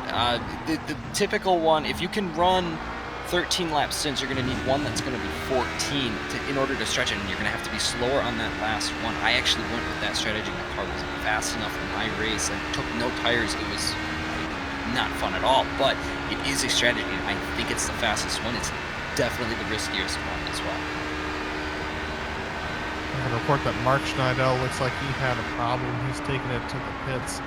There was a self-spin coming through the first couple of corners. And to put on my Larry Mack hat for a second here, one of the trends that I've noticed happening throughout the other regions is that the LMP2s right about this time in their tire stint start to have trouble through turns 2 and 3. And that is right before they hit under the bridge, and they start to get a little bit of a looseness on the rear end of that car that sends their cars into the wall. And we might see that in the LMP1s as well as they get towards the end of their stints. But as we're watching Richardson right now trying to navigate some traffic, that was Bruce Perry, 9th place in the GTLMs that he just made it by. And he got passed by Rob Gall, who's now up ahead of him. Yeah, it gets really difficult here for these LMP2s as their tires start to wear. Terry Taylor and McClure had it coming together. As we are checking out, is this a continued battle? This is for 7th and 8th. This is Hayes and Stacy, who we were watching before. And also now Richard McClure. Now, McClure, I was just about to mention, he had a problem into the Michelin chicane. He made contact with Terry Taylor. That's what put him into this battle that we see him in now. Hopefully he doesn't have too much damage from that car-to-car contact. He's got a very good run. Breezes by Stacy. Looks almost like he let him have it. Yeah, no, Joe, I think his car is just fine. Um, that was a pretty quick speed right there, and he's now catching up to the back of Wade Hayes. Wade is driving like a man possessed, though. He is pushing that LMP2 as hard as it'll go. He locked up the right front just a little bit heading into that last corner there, and now as they head back onto this straight, he's starting to pull a gap a little bit on McClure, but McClure gaining a little bit more, and this is an open setup series, Dawson.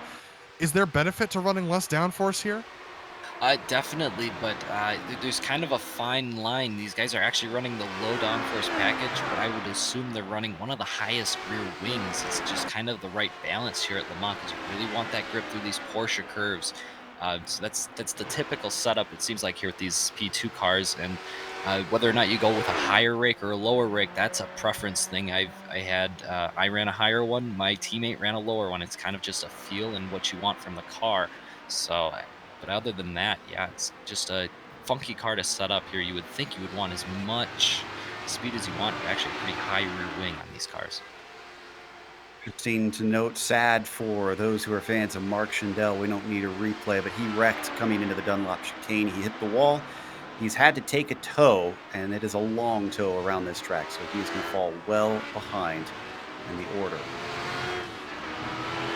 I just want to make a real quick comment. You know, we saw that pass that McClure put on Stacy. I think Stacy was just checking up. He could have made a move to the inside on Wade Hayes, but he was just kind of playing it nice, playing it safe. And then you just saw McClure go flying through and kind of take advantage of it as we can go check out our P1. Steve Driscoll, I believe, is in the pits. He is indeed. The 51 has pitted in. And before he came into the pits, it was something like a 16-second gap. In fact, it looks like those behind him are also coming in. Vincent Laherbier is headed in, and David Hall follows. So this is about the limit. Yeah, we're at the end of lap 11. Nick Kuhn's going to go there too. See if anybody maybe was able to stretch that fuel. So far, no takers. Yeah, Morley's in as well. Jeff Schmeier's coming into the pits. It looks like it's going to be single strategy here for the LMP1s, at least at this stage in the game.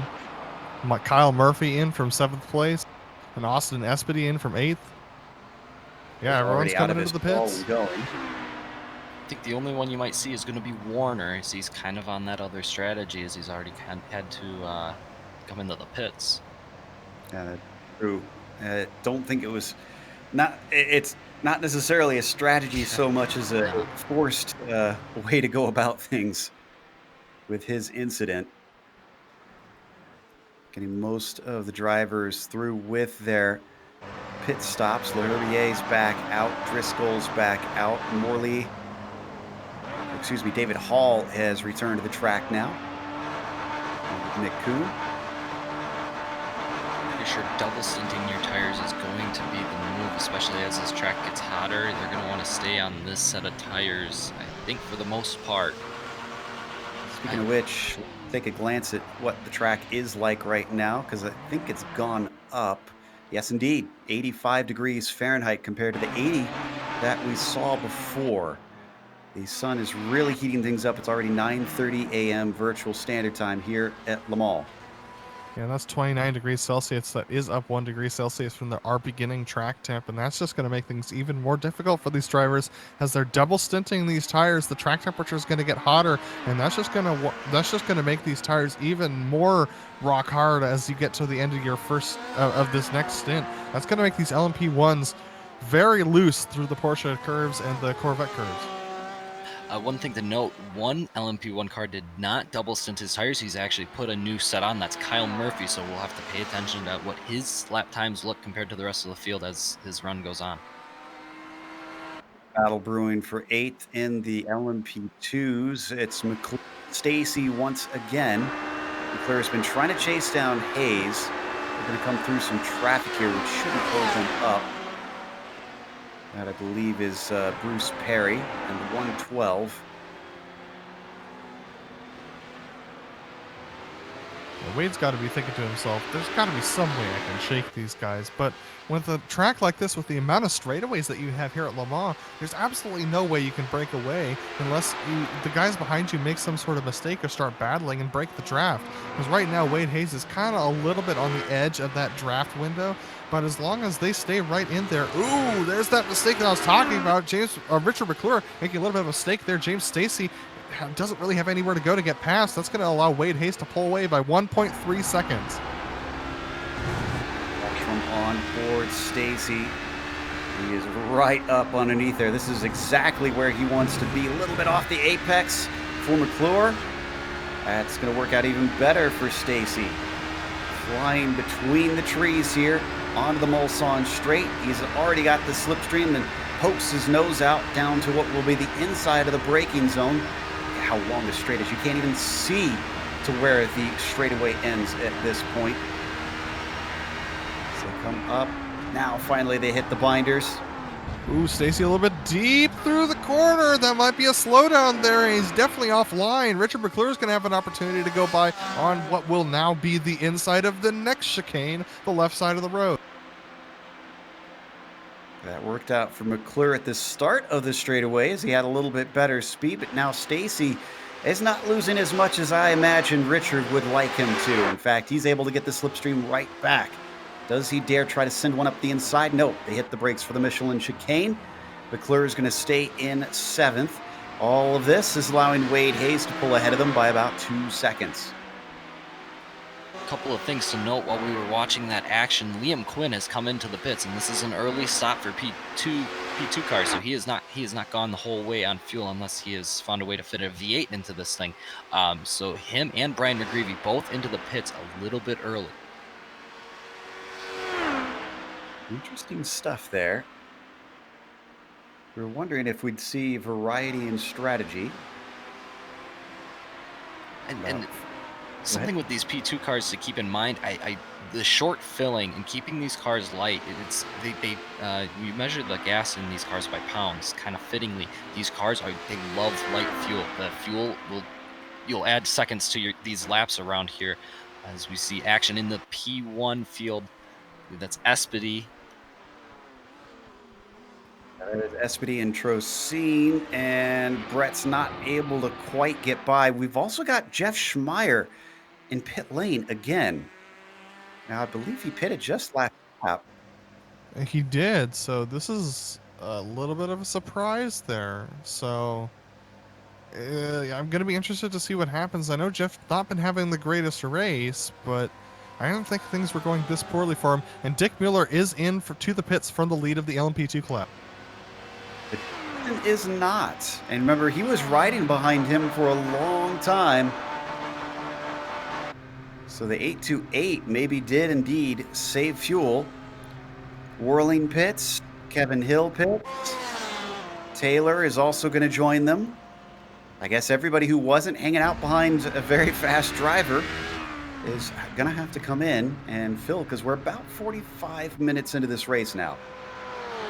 Dawson, I'm impressed with Justin Richardson. He's going to be able to go another full lap around here. I mean, he might be close on fuel, but it looks like we have James Stacy, who also isn't going to take to the pits this time around. So looks like two LMP drivers who are stuck in behind some pretty decent draft are going to be able to stay out. And you're really close to running that second lap, or that extra lap that Richardson and Stacy have both done, and it's definitely doable. It's not out of the realm of possibility. It's not a crazy saving thing, and I think it's the right move. And on top of that, Richardson's lap here is going to be a lot faster than Dick Mueller's, because Dick Mueller's going to be on full fuel here for this lap. This in-lap for Richardson should be pretty quick. It will be interesting to see where Richardson files in next to Mueller. Mueller right now looks like 45 seconds back or so, roughly around there. Actually, no, farther than that, because they've got Jeff Schmeier in between them. He's not in that class, so that's messing up my time in scoring. I'll do the math real quickly, but again, I agree with Dawson. It's going to be that big question mark of where they come out in relation to one another. It'll be close for sure. It's definitely within the realm of possibility that we could see an over-under here by Justin. And this sets Justin up for a situation where he could make this on the 2 stops, like you were saying, Adam. So if he really wanted to and save extra on either this run, the second or third stint, he could make it and take away an extra pit stop. It's a huge advantage. Kinetic driver Christian Challoner is continuing to peel away. Marc Torres now 8 seconds behind him. Porsche versus Ferrari right now going well in favor of the Porsche. And Brian Bennett, second Ferrari, fills out the podium. We got a little bit of time before this class is going to be coming in for their pit stops. We should see them soon. So while we've got the opportunity, we're going to take a quick break here on the Global Sim Racing channel. We'll come back with more action here at Le Mans. It's round 7 of the majors.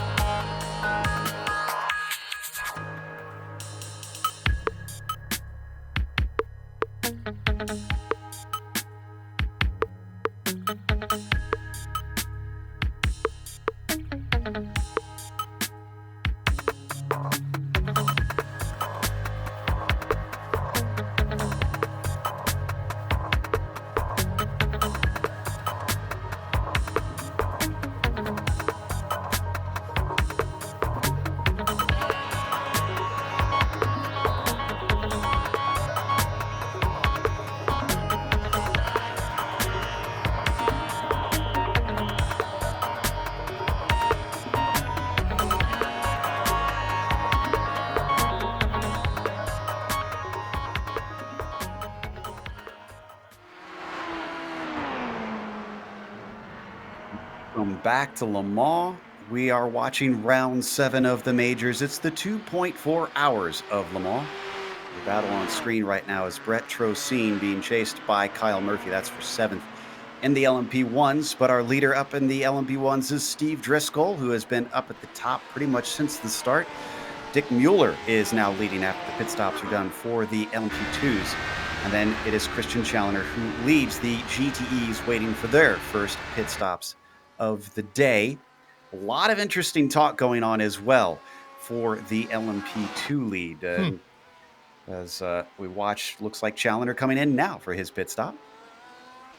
Yeah, we'll hold off on the LMP2 talk as we watch to see these GTEs and how they take their pit stops. Christian Challenger, man, the pit road here at Le Mans just feels so slow when you hit down to it's 37 miles an hour, which I'm sure rounds out to something very even in kilometers per hour, but it just feels so achingly slow, and you've been taking these fast straightaways. So Christian down to the pit speed limit, and he's going to slot himself into his pit box nice and cleanly.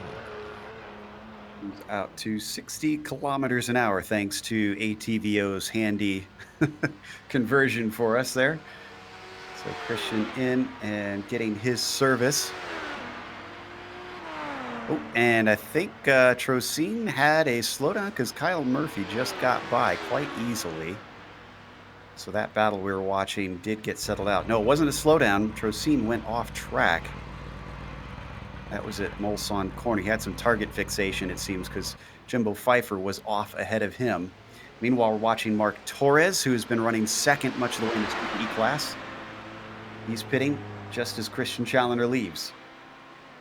Yeah, it's painful when you see just how close you are to the other drivers, and then they pull out on the track, and they just take off, and you're sitting there on the pit road speed limiter going, but I want to go! I want to go! And then you get back out there, and they're 8 seconds ahead. There's nothing you can do. You're within an arm's reach on pit lane. It's so heartbreaking sometimes. So Strodbeck returns ahead of Callisto. I think he was there before.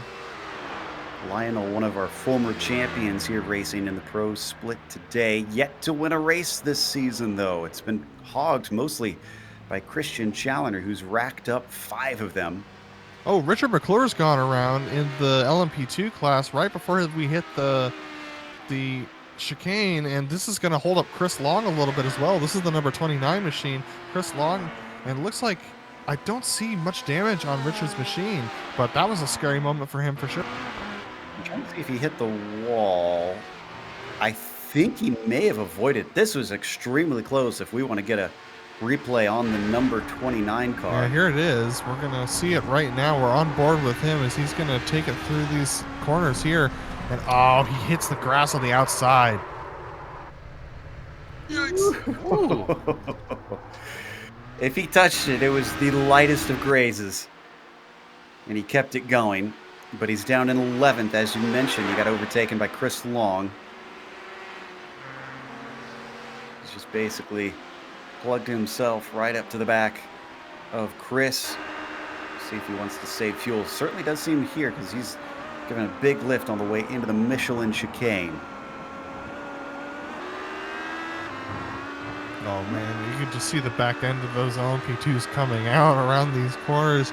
Their tires are not happy, and this is actually the warmest track temperature I believe that we have seen between any of the regions. And this was the same case with Indianapolis as well. We had higher track temperatures there, so it just seems to me like as they go side by side, they're battling. It just seems to me like the Americas region just ends up having the hotter races. McClure's going to get it, so that moves him back into 10th. That allows us to jump a little bit forward. I wonder if we could go to 5th in LMP2s, because Wade Hayes and Liam Quinn have been relatively close to one another. As soon as I say that, Quinn's fallen back now to about a second behind, but he's been less than half a second at times underneath this number 33. Hayes, who is one of our drivers in the top 5 in the points, and again, one of those rare few that have more than one top 5 over the course of the season. Richard McClure had a much bigger incident this time, and his front end is gone. He's stuck on the inside of the track now, and he's going to have to take a tow. Let's take a look at a replay of this one. I think we saw how to avoid the problems, and now 29, who's actually going to get stuck in the wall. I think he's going to have a bit of a glitch here in Indianapolis, and that's why he's taking a tow. Yeah, you're going to see it here. He's going to come around the right-hander and just get the rear end a little bit light, and that's going to send him off into the wall. The wall's just going to grab him and hug him. Sad to see that. That's 2 mistakes in 1 lap, though, Dawson. You were talking a little bit about... Oh, go ahead. Sorry. Liam Quinn has gone around off of the final chicane, so that breaks up that battle we were just talking about as well. Oh, sad to see from Liam Quinn, the IndyCar master.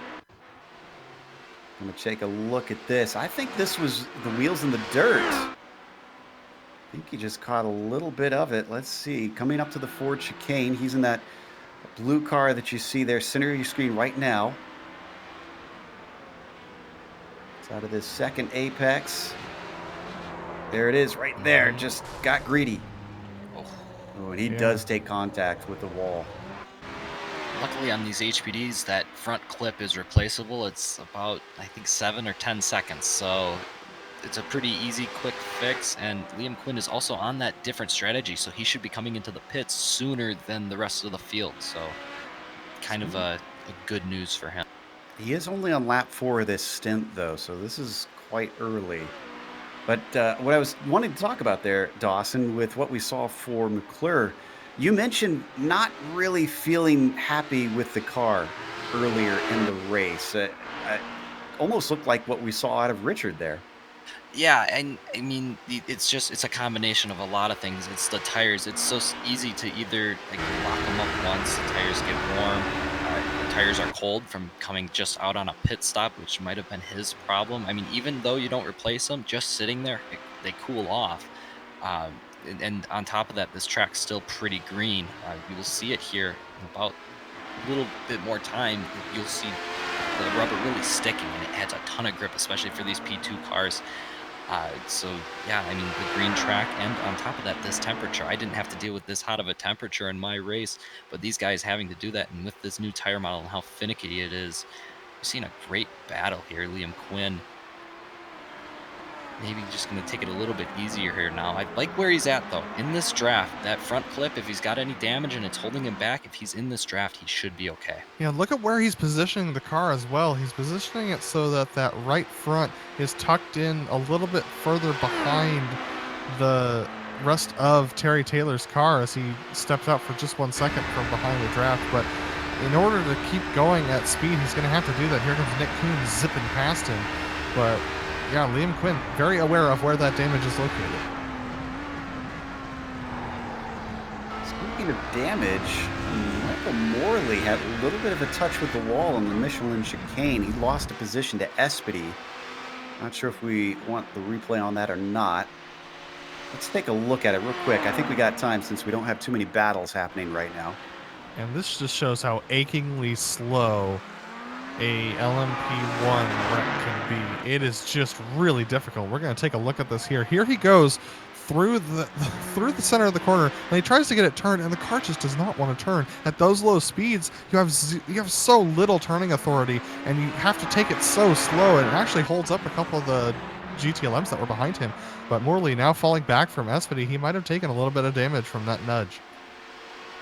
Yeah, considering how aerodynamically sensitive these cars are, I wonder if Morley is going to be suffering on his straight line speed.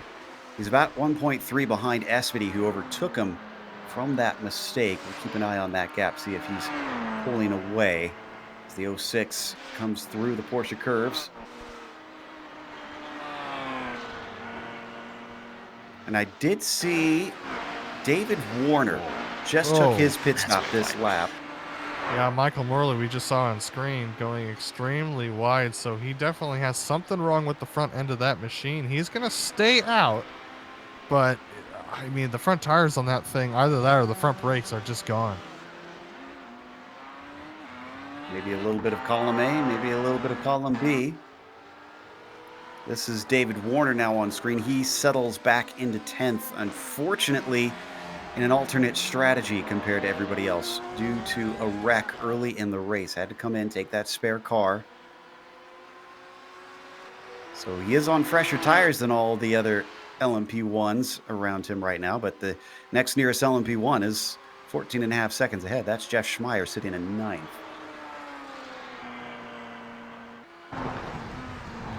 Seems like we got some action between Pfeiffer and McGreevy, though.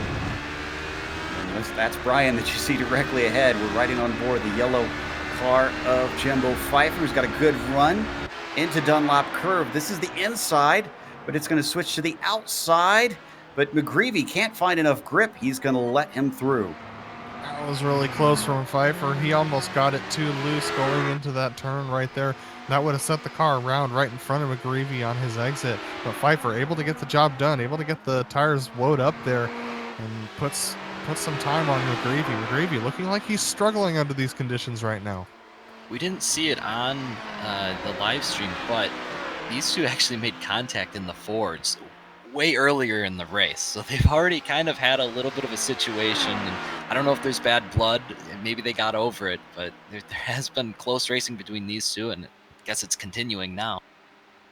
By the way, I was double checking because I was curious if we've had any big movers in this race. Driscoll is definitely one of them, from 7th on the grid up to the pole position, or not the pole position, the lead of this race, rather.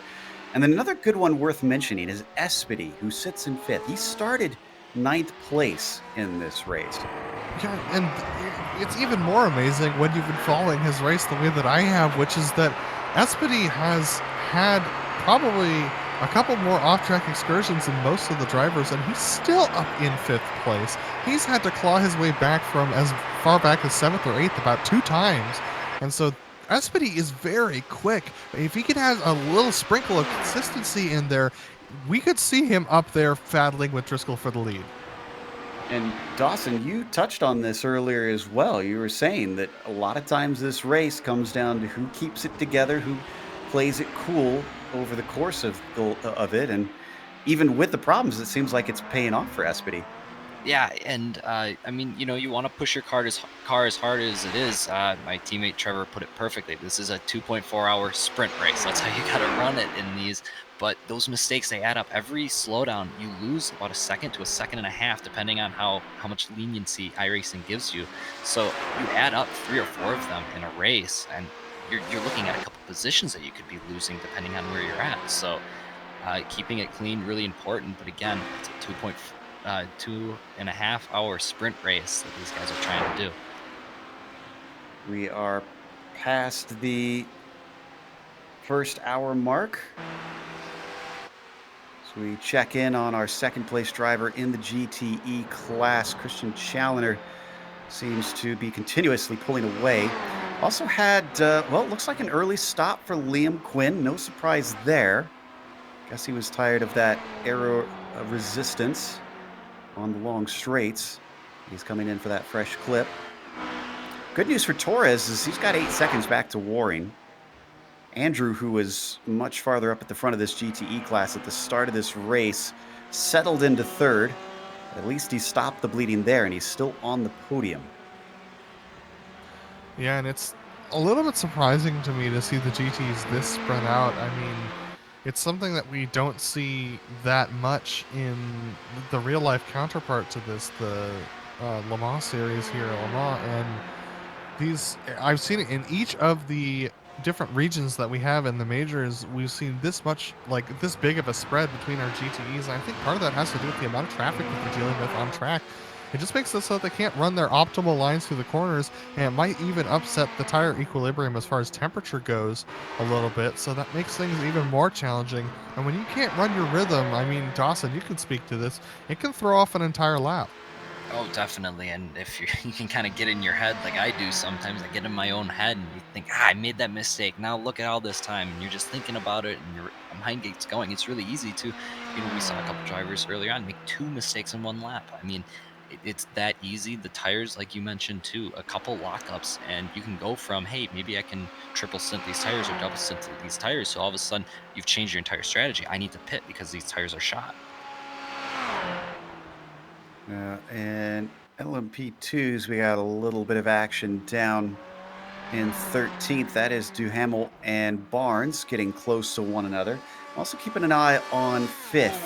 in LMP1s. Actually, we got to go to 5th in LMP1s because that is much, much closer. Morley has caught the draft of Espedy. Remember, he lost this place due to a mistake. And I don't think that damage is hurting him too badly, the way he has brought it in from within a second. Cut away more than a second. In fact, now he's really gaining. Is he going to try and look on him? Nope, he's going to lift. He's going to lift. Espedy's going to put a little bit more hybrid drive into it. And look at this, Morley backing off quite a bit. I think he's trying to manage a little bit of tire wear. We see some tire tracks there of a car that has definitely gone off into the barriers. We'll keep our eyes out for that one. But yeah, Espedy and Morley, you're going to see the difference in their hybrid deployment. You see just how quickly Espedy just escapes at a distance. Morley used up a lot of hybrid deployment on that last bit of the Mulsanne straight, and Espedy saved it for this moment here. Bit of a battle between borders here. Morley hailing from Canada, Espedy racing from the States. Oh, and he's going to be held up. Oh, this is a bad time to catch Wallet. Oh, there was some smoke there. Was there an accident? I believe that was Terry Taylor. I'll keep my eyes out for that one as well. It looks like Terry's still going, but Morley and Espedy having a little bit of trouble going through the Corvette curves here, and this is going to make things really interesting as they get down to the final chicanes. That is Taylor, like you said, just in front of them, but enough downforce on that LMP2. Looks like he shouldn't be an issue. Is he going to let them by? Does he see that this is a battle here? This is for a top 5 position in that LMP1 class. No, he's not pulling over. He's going to make them work for it. Oh, and he's a little bit offline. Boy, a lot of dirt there across the track. Did somebody have a moment flying through there? It would not surprise me. Right in, tucked in behind this. Slowdown for Morley, I believe.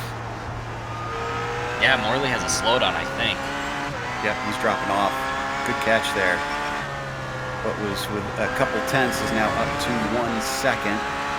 This is right where he wants to be in the slipstream, and he's not going to be there. Well, he does have Terry Taylor to slipstream off of, so he's going to be able to make that pass work, that lap work on Terry Taylor, who did end up, I just saw, going off in the Porsche curves. He was able to keep it out of the wall. That's why he's still going strong. But Morley used a lot of hybrid deployment on that stretch of the Mulsanne chicane, on the Mulsanne straight rather.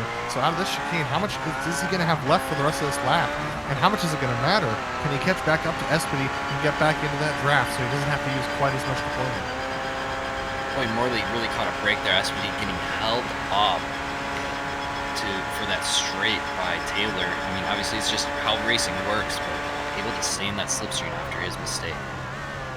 I can report that David Hall actually went off track a little bit and got passed by Nick Kuhn. That was for 3rd position in the LMP1 class, just up ahead of these guys. David Hall outbraking himself on the Mulsanne corner. So here we go with Michael Morley putting in a lot more deployment once again, trying to get into that draft with Espedy.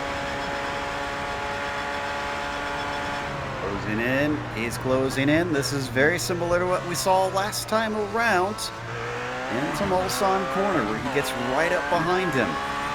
But Espedy responded last time by using a little bit of boost up into Indianapolis just to keep himself safe. Oh, wow, closing in an incredible rate, though. There goes Morley.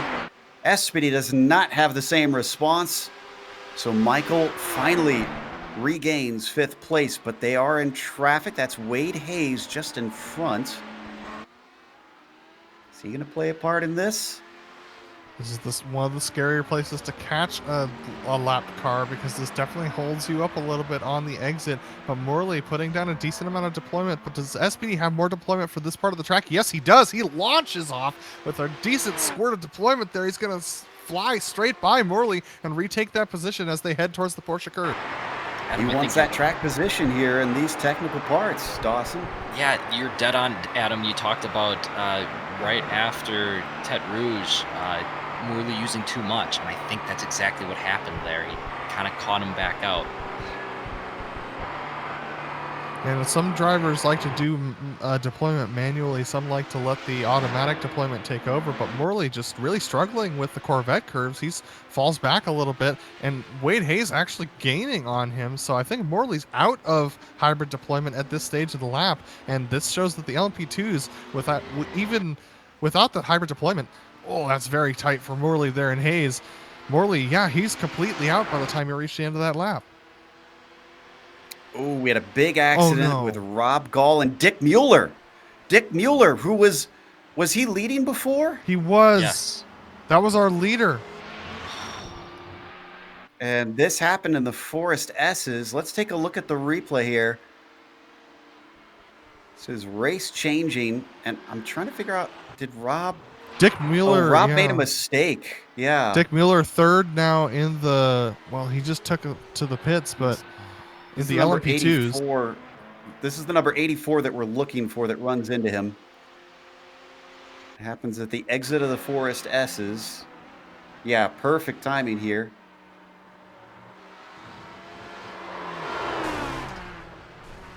Oh, and that's a monster hit. Unfortunately, he had to take a tow. He tried to drive it back around. The car was so damaged that he could not. Gall apologized on the radio afterwards. He just made that little slip up and caught both of them out. Yeah, unfortunately, not much consolation for going from race leading to in the pits. I mean, I know that Dick probably has the fast repair, but it's still going to be heartbreaking for Kevin him. Hill. Kevin Hill just hit the wall. This is the 52 car. Yeah, you're right. What happened there? He was promoted to third after the incident with our leader. Here's the replay. Front runners finding themselves falling victim to this track. I have no idea what happened here. Just didn't turn. Hardware problem, maybe? No, he was steering. That's a distraction. Let's watch on board, see if we can figure it out. Oh, yeah, that has to be a hardware or software issue of some sort. Because the wheel was straight for a while, and then suddenly it jerked to the side almost instantly. So Kevin Hill taking a hard thwack.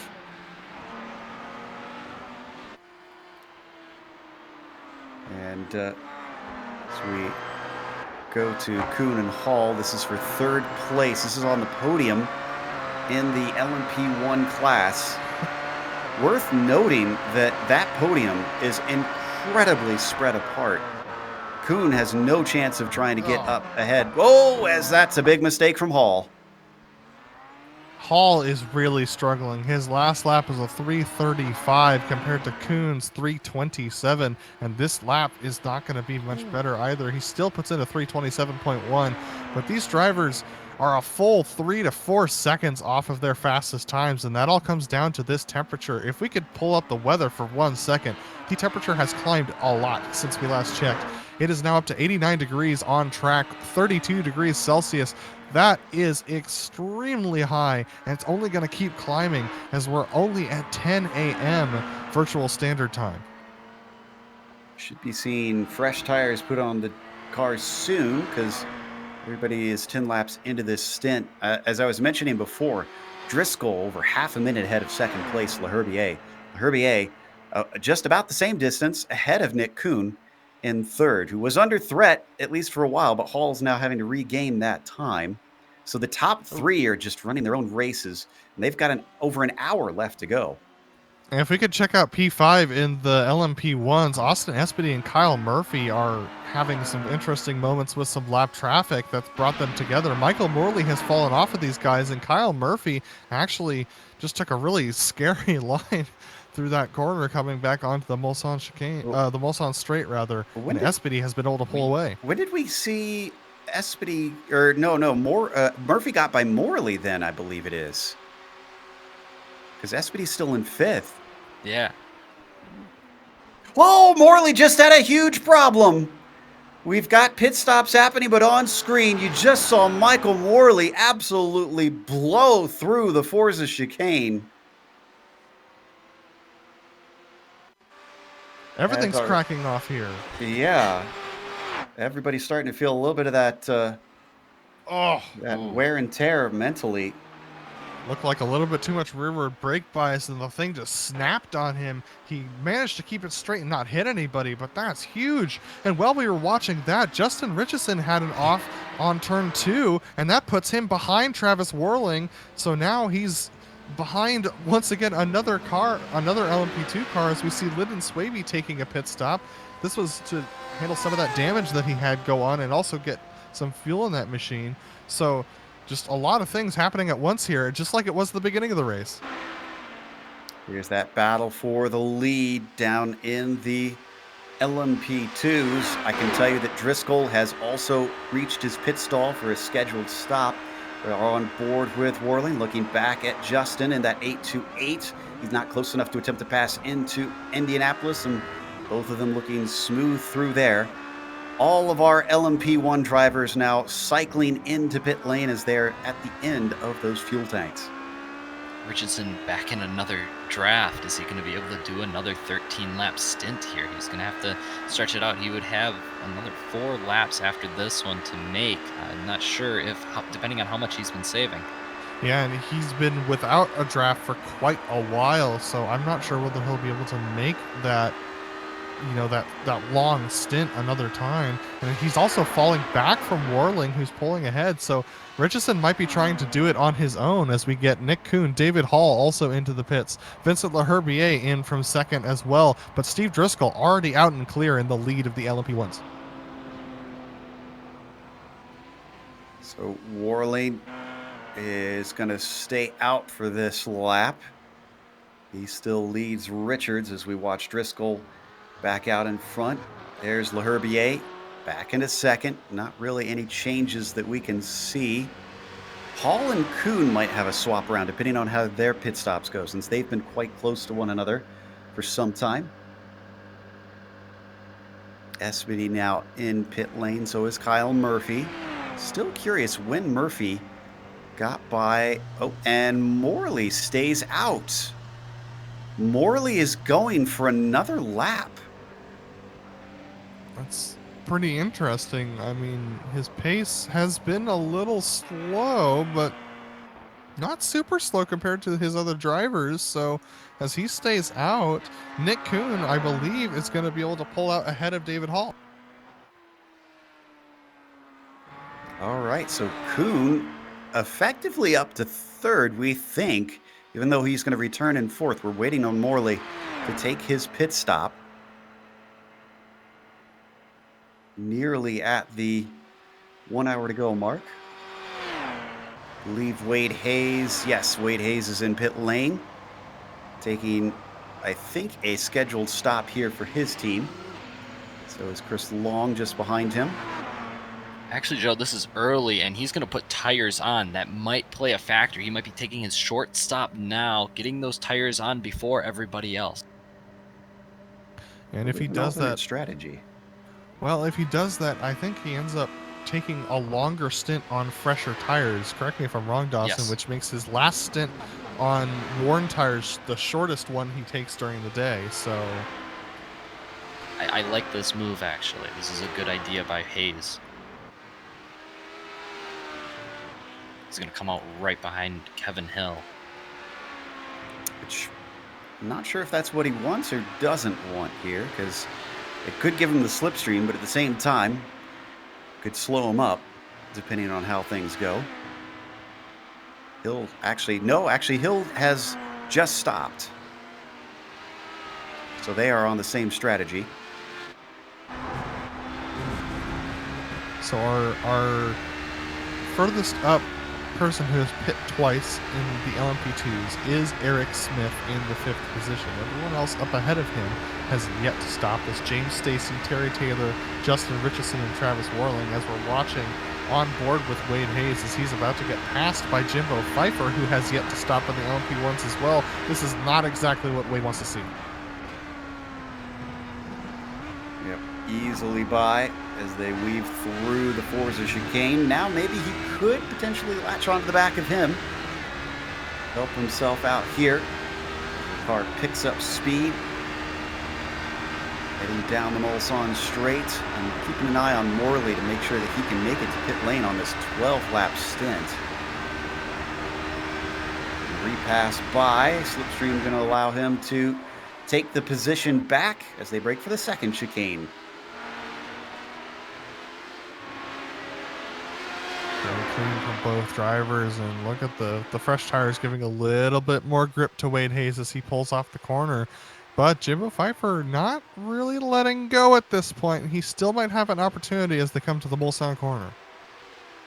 Okay, I can report that Morley did manage to get to pit lane without running out of fuel. And as you can see on screen here, it looks as though Hayes is going to hold on to that position through Mulsanne corner, but now Pfeiffer's going to get another bite of the apple, and he's going to try and look to take it.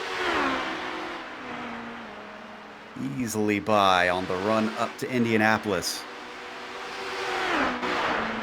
They're going to have some company. This is Brett Trocine, and Brett's not willing to try and risk it. He's going to break and hold behind them here on the entry. And that battle you see up ahead of them is for position. This is between Sean Duhamel and Kevin Hill that's right up ahead of them as well. So we got two LMP2 battles nose to tail as Brett Trocine is going to try and make his way by now on the straight as we ride on board with Sean Duhamel up in the 9th position in the LMP2s. Yeah, I don't think this is going to be a great spot for Trocine to approach the back of Hill and Duhamel, because as they head into the Porsche curves, they're going to be reeled in bit by the 944. Maybe he won't catch them as quickly as I anticipated.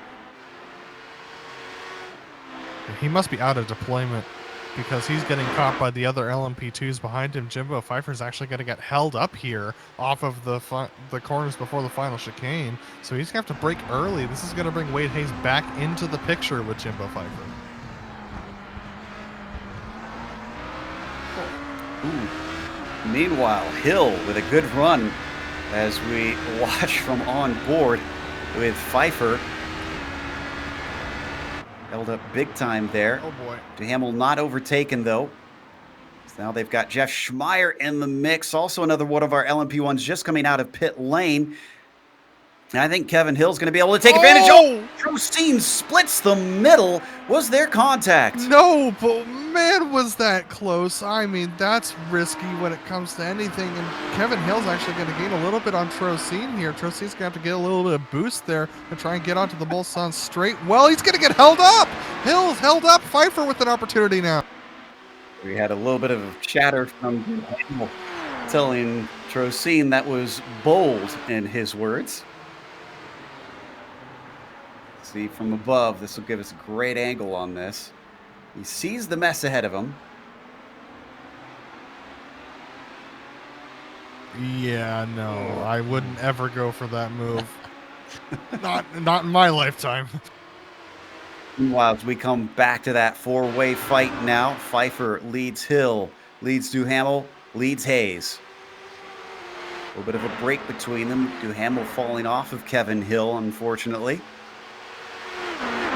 It seems like Duhamel's the one who's struggling on pace the most, and he's the one who got a little bit caught off guard. Here we go, Wade Hayes looking to the inside there as Pfeiffer and Hill stay nose to tail. Wade Hayes is going to look at the inside and leave Sean Duhamel to be last in line here. Wade's going to have to push really hard to get up to the back of Kevin Hill and Jimbo Pfeiffer, though, and those two are 6th and 7th right now.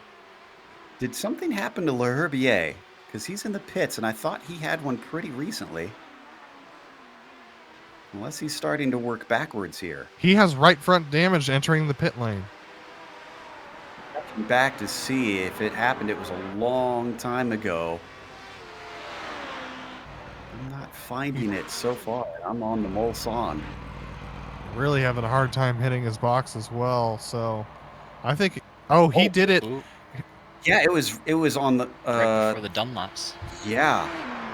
He just blew through there. I don't think we'll be able to find it, but he got out into the gravel, could not stop the car, and slammed the right side of it into the tire barrier. Had to drive all the way back around the track and make his pit stop as we come back to this battle on screen between Hill and Pfeiffer. Worth noting as well that Duhamel and Pfeiffer are on old tires right now compared to those fighting with them. Hill and Wade Hayes, much fresher rubber on the cars. Well, that's what makes Pfeiffer so impressive. The man has passed 2 LMP2s on pace on older tires, but I think this goes back to what you were talking about, Dawson, with the little bit of fuel. Now they're going to catch up to Jeremy Morrison here through the Porsche curves. I think they're going to be able to get by without compromising any of them, and that will make Jeremy Morrison happy, but actually that's going to hold up Wade Hayes and Sean Duhamel behind. But I think this is exactly what you were talking about with the car being lighter towards the end of their stints. Yeah, definitely. You catch a lot of speed everywhere on the track with these things, and you want to keep this car as light as possible. That's where you see the different strategies. Speaking of which, these cars are super light right now. The cars that are going 12 laps on a stint, they should be coming in this lap. So we will see if that is the case for Warland. We're watching Quinn on screen nearly making contact with Duhamel, just as poor Jeremy Morrison's trying to stay out of everybody's way. He's just trying to finish his race. Actually had to cut the chicane there, try and make room, and some flashing of lights from Quinn expressing his displeasure. Yeah, I'm pretty sure Quinn is not happy with Morrison at this point. He was hoping that Morrison would back out of that, but Sean Duhamel now passed Liam Quinn once again. He's going to have to get that done one more time, but Jimbo Pfeiffer has come into the pit.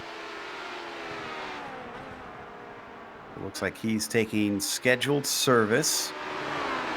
A little bit of a different strategy than those around him. Speaking of which, I'm looking through the LMP1s, and we are waiting on David Warner to take his next stop, which will come in about 2 laps, I believe. 2.5 laps. As well as Justin Richardson in the LMP2s, who has yet to pit. So once again, Justin is gone a ways on his stop. But yeah, lots of drivers are doing the fuel stretch strategy. But what's interesting is in the European split, that actually was not the preferred strategy at the end of the race. Now, granted, it came down to a last lap pass, but that is something that has to be weighing on the minds of these drivers when they're looking at this race. Warling is ready to come in himself. I think he's going to be coming in this lap. Yeah. He's on lap 11 of this stint. This is Richardson that we're watching. Warling is just about 1.5 seconds ahead of him. There you see him on screen. Just flashed by. He is coming. Richardson is not. But we saw Justin saving fuel early in the race. I think this one here is just the 1 lap just because he stayed out last time. Now, if he stays out again, that's going to be making it another 13. So we'll see if he saved enough to do that. It is a long ways next to get to the next car that is on the same strategy as them. Terry Taylor was just entering the Porsche curves by the time we saw Warling coming into pit lane. So there's Warling taking his service. Taylor most likely will have to come in because he's also on 11 laps. No, Taylor's going to stay out. Yeah, so Terry Taylor staying out, going around for a 12th lap, as Travis Warling still in the pit lane. Took about 30 seconds to fill up last time, 32 seconds for most of the drivers, and it will be longer this time. So Travis Warling in the pits, 37 seconds, 38 seconds, still tires. ticking. Yep, car's up on jacks, he's taking tires. So he wants some fresh ones here as we enter the final hour and is back out on the track. Stacy's not pitting yet either. Getting some good variety out there. I always worry sometimes with these races with unlimited practice that you get a lot of teams converging on what they think is the best strategy, but this is quite varied. Yeah, and Stacy, if you remember, he pit at the same time Richardson did. So those two are essentially on the same strategy. Now we'll see if both of them come in this time or if they both come in next time. I'm going to guess that they're going to come in next time. Justin's still got a ways to get around to the pit entry as we watch heading onto Tertre Rouge. And it sounds like we got a little bit of battle between Hall and Kuhn once again. Oh, he's gaining fast, but not fast enough as he runs out of Mulsanne straight. And the battle for second is on. Wow, lots of deployment there from Kuhn as he saw Hall in his rearview mirror. He just launched off of that. This Hall on the right side of the circuit a little bit there, so just interesting strategies being played here. We catch a little lap traffic. That's Strodbeck and the Porsche. Oh, and he's going to be caught at a bad time. Having to go side by side, slowing both of them up. They handle it well. But David Hall, just when he has a glimpse at maybe trying to Kuhn take is off. P2. He's putting in that was reverse. all on his own. He outbraked himself into Arnage. This is a lot easier to do than you think. Now, you take Indianapolis at speed, the rear end can get a little bit light on you, and you can think you're going straight when you're doing the little gap in between, but oftentimes the rear end's just a little bit off, and you hit the brakes, and those front and rear tires lock up, and you just go straight towards the wall. This mistake Makes it is on gonna... a silver platter up into second place, and Leherbier gets promoted to third by that, Dawson. Yeah, I was just going to mention that. And remember, Leherbier actually had an extra stop in here. Leherbier was only about 30 seconds back from Driscoll, so even for his troubles, still doing a great recovery job here. Justin Richardson is into the pits, so he was able to go that one extra lap, but that is it. So Richardson in from the lead. Terry Taylor will be the next LMP2 to the line, so Terry will be the next test, the litmus test, to see if anyone can go longer on this stint. So laps in. And Warling, who is behind him, is on his out lap. James Stacy still due to pit on 11 laps in this stint, so is Brian Barnes behind them in sixth. In fact, well, he's in a little bit of a battle as Kevin Hill is putting a lot of pressure on. Seeing this, Brian Barnes, and this is just the lighter car being able to pull away. Brian Barnes is able to pull away a little bit more off of the corners. But then Hill is able to come back at him with the draft. As you can see, Barnes is going to pull over this time and let Hill go by because of the different strategies that they have. It also might save Barnes just a little bit of fuel there. But Terry Taylor into the pits as well. Stacy is staying out. All right. I like it. I like it. I like it. So is, well, no, excuse me, Warling already had his. So where is Richardson? Coming out right next to him here, side by side. Oh, gonna be close. Richardson's not gonna quite have enough in his pit stop to be able to be in front, but he is well within the slipstream, and that's honestly all that he needs here. Does this mean he can use a little bit more fuel on this stint and maybe try and fight a little bit harder for that lead this lap, this time by Dawson? Possibly. He could look at this as two ways. Fight for it, because no matter what, you're going to have to bring it into the pits, or save some fuel and make that stop just a little bit shorter and try and leapfrog him on the pit stop. I thought he would stay up closer to the back of Warling's car, but that is not happening. In fact, you can see from this nose shot, he is disappearing into the distance. Well, that is not good for him, because I'll be honest, Dawson, my first thought was if he's right behind Travis Warling, sit back there in the draft, save enough fuel to try and stretch it to the very end if possible. Yeah, and he's going to be, I think, about 2 laps short if he would run this dry. So it's kind of not enough that you can save realistically, but it's pit stop already as it is going to be shorter than Warling, so making it even more shorter could really help him. Here's where it gets interesting. James Stacy is on lap 12 of his stint and is yet to pit. Yeah. He's saving big time.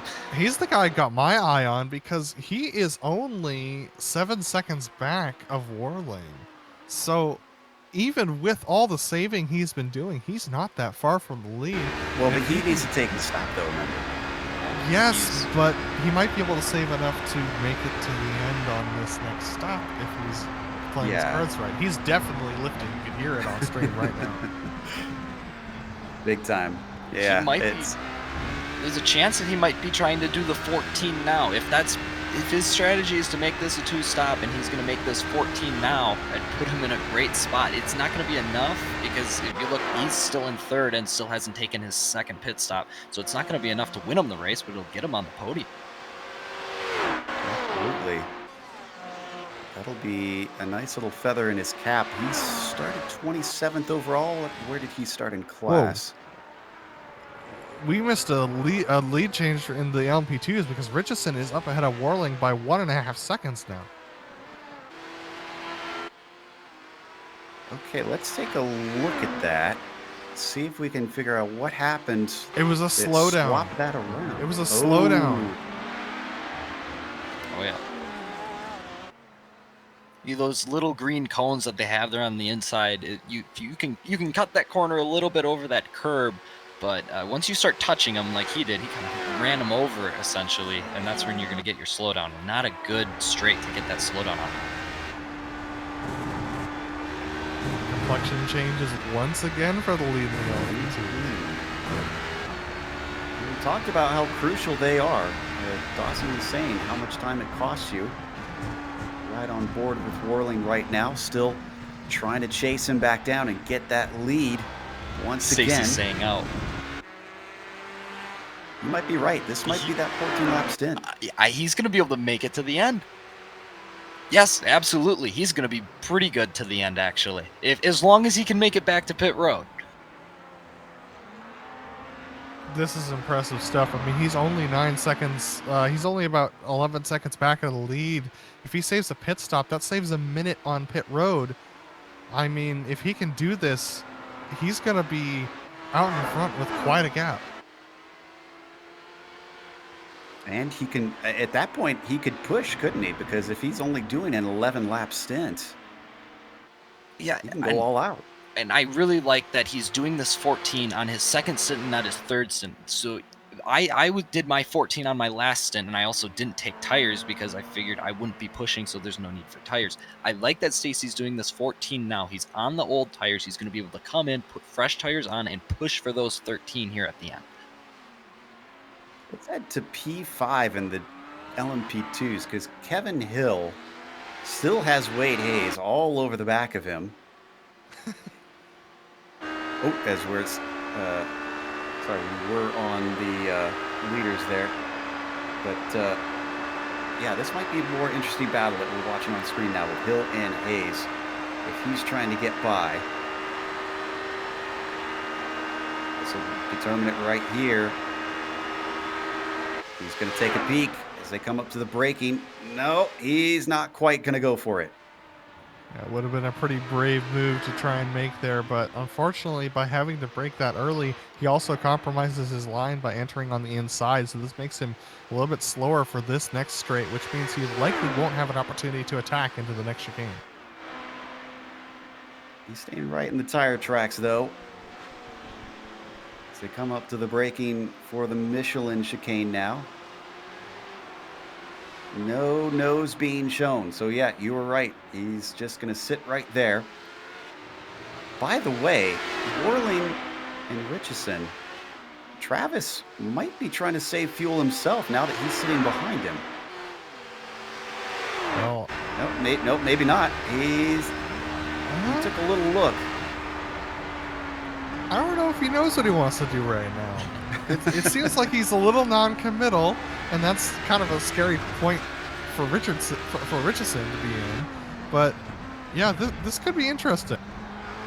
I will say we've seen that happen before with the Autobahn series, where we watched the Big Cheese try and sort of go wishy-washy on his strategy, and it bit him hard, whereas other drivers committed to their strategies early. So I don't know about kind of putting yourself on the fence like that. Wow, look at the aero push going on there. That is scary stuff to the Porsche Curves. Look at how much wheel he's putting in, almost over-wheeling it through there to try and hang on to the back of Justin Richardson up ahead. Yeah, that pushed him back to about a half a second. You take He that aero nearly wash. slapped it into bridge. Yeah, you take that aero wash and this 93-degree track, and it's a nasty combination. Okay, James Stacy is coming around now. His last lap was a 3:42 compared to Travis Whirling's 3:38. So he's coming into the pits now. Is he out of fuel though? Oh, totally. I thought I heard him sputtering. Oh, he's going to get a penalty if he's not careful on an unsafe entry. He's out. Oh boy, is he gonna make it back to his box?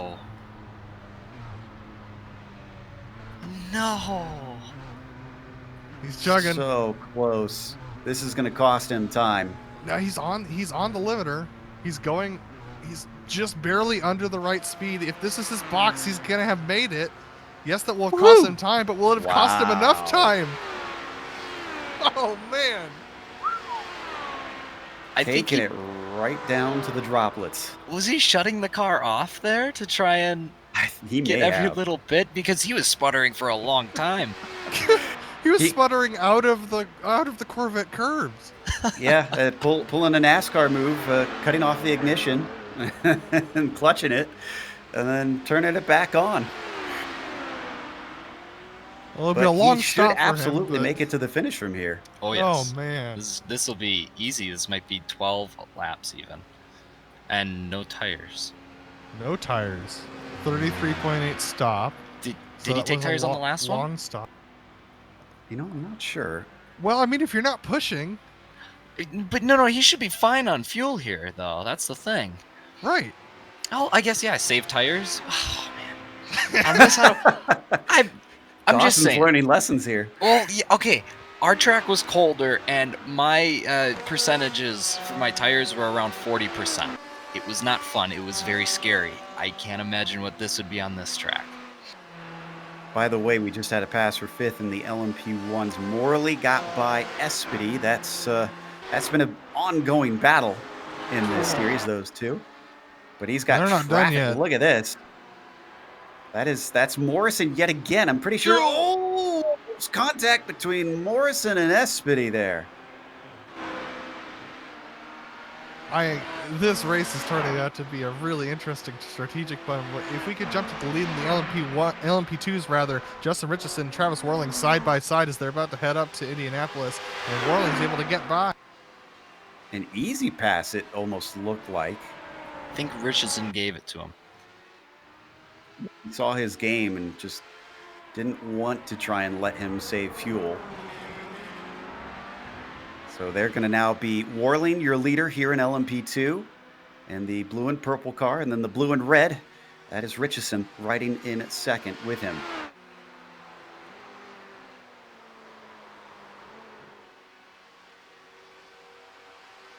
So now these two will have to pit for a splash and dash.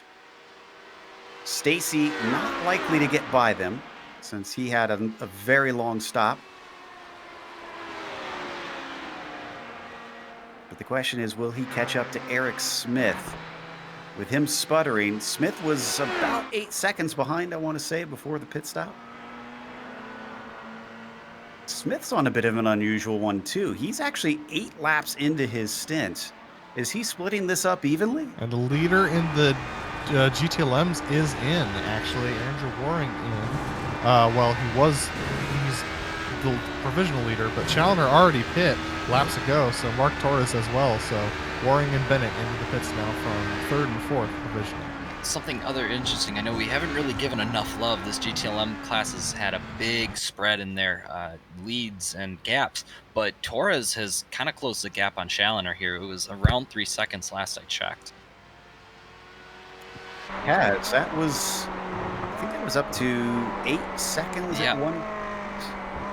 Yeah, around 8 seconds, you're dead on. And so I don't know if it's through pit stops or what, but Torres has kind of closed that gap. Perhaps maybe this car coming to life as we put rubber and the track temp gets up a little bit.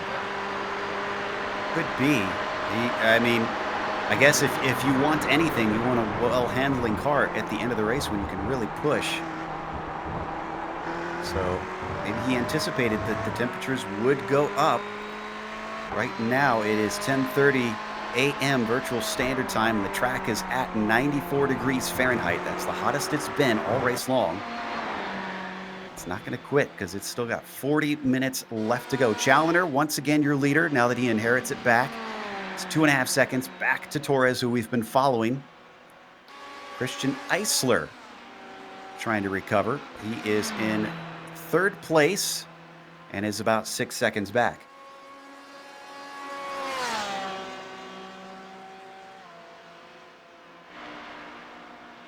Yeah, we haven't really had a whole lot of craziness going on down here in the GT cars. Been a few drivers that have been working towards quiet runs. Brian Bennett, definitely one of those, who's in 5th. Kalisto looking at a top 5. That'll help him in the points, certainly, since he is still within range to try and hunt down this championship if anybody can stop Challenger. But today looks like is not going to be that day with Christian's pace, unless Mark can continue to close this gap. Yeah, Mark's going to have to close the gap a lot. Christian Challenger, though, I mean, it's going to be interesting because if Mark can close the gap, Christian's in the Porsche. That Porsche gets really sketchy at these hotter track temperatures. Our track temperature right now has gone up another 5 degrees since we last checked. We're up to 94 degrees Fahrenheit, 34 degrees Celsius on track. This is going to be some stressful times for everybody as they get towards the end of their stints here.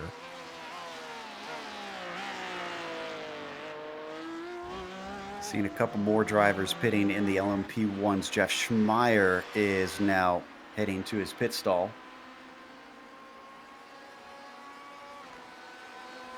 We talked about the gap between the podium and the LMP1s before, but Driscoll, boy, Driscoll's got an incredible gap now over David Hall. It is over 1.5 minutes.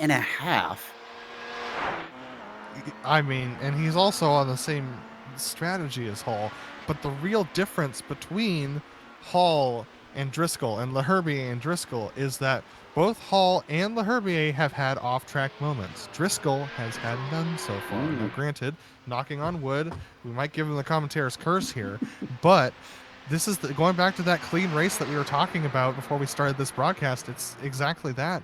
If you run a clean race, it can make the difference between winning the race and coming in second. Traffic that he's upon here. That's Jeff Schmeier just out of his pit stop. So should pull out of the way and let him through as we ride on the nose now of the number 51.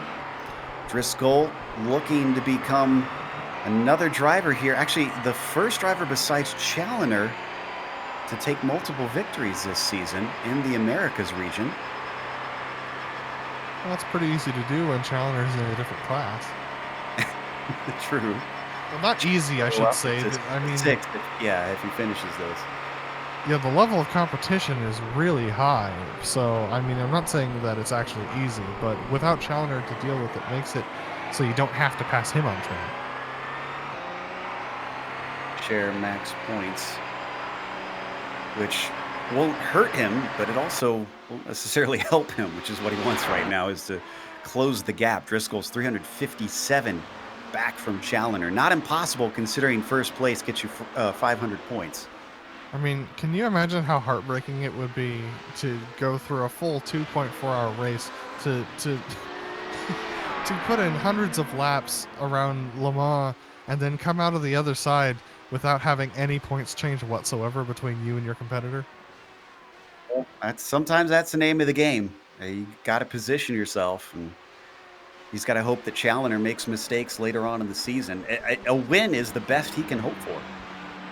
It's the best anyone can hope for, and it still is a win. You get that nice certificate that gets sent out to you from the majors. You feel like you're on top of the world. You know, to try and close that gap, he's going to have to hope that Challenger has some ill fortunes. You never really want to wish ill fortune on your competitors, but at the same time, like, sometimes you need luck to go your way. Everybody says that, but do racers actually believe that? You don't want if you don't want ill will against your competitors, as we now head over to Challenger here, leading the way in his Porsche RSR. Also, I want to mention we were watching the battle between Worling and Richardson for the lead in the LMP2s. Justin's fallen off of him by a good margin. It's about 2.5 seconds between them now. Remember, he was tucked up right with him before. So Worling's turned it up. Could that be tires? I'm not sure. I guess I didn't see if Richardson or Warling, if one of those two. I believe they both took tires on that second stop, but Let's take a look at the lap comparison. Let's see what that tells us. If it's just been maybe Worling pulling away, or maybe there was a mistake from Richardson on a lap that cost him. Yeah, they both definitely took tires on that last stop. So Warling and Richardson came in after Warling, remember? So it might be just the difference in the amount of fuel in the tank. But here we go, taking a look at the lap comparison. Consistent to me. yes. 0.2 and then 1.2. And we're going to get another one right here if we keep this up. So they head out of the Ford chicane. Let's see what these next laps tell us. They should clock in here. There we go. Now it's updated.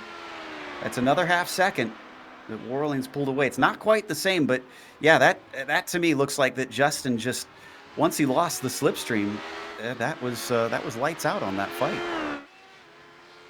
Yeah, and I mean, it could be a bunch of different things. Track's getting warmer, setups in your field where your car was set up for, it's all changing. But no, I think it's not so much. I don't think that Richardson's doing a bad job. Warling's doing a great job. He's kind of had that pace. It was initially that mistake by Richardson, if you remember, to give Warling that lead. So I think a lot of this needs to be credit towards Warling's job that he's done today. A little bit of credit to Dick Mueller because he just took another position. Remember, he was leading and fighting for this win here in the LMP2 class. He passed Sean Duhamel just now, and Mueller's now up to 14th in class. It's a far cry from the early stages of this race.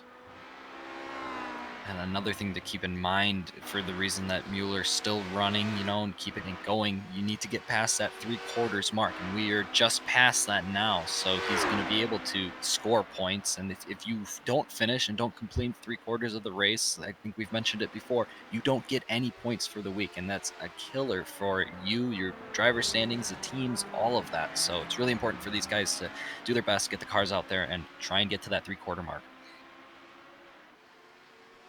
Few more in. Looks like Antilli taking his last stop, so is Long.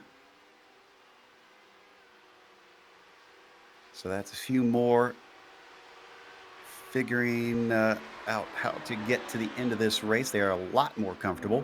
Nick Kuhn is now in. That's from the LMP1 class. The number 19 car is heading towards his stall there. He is right there, the Dog Bear White driver.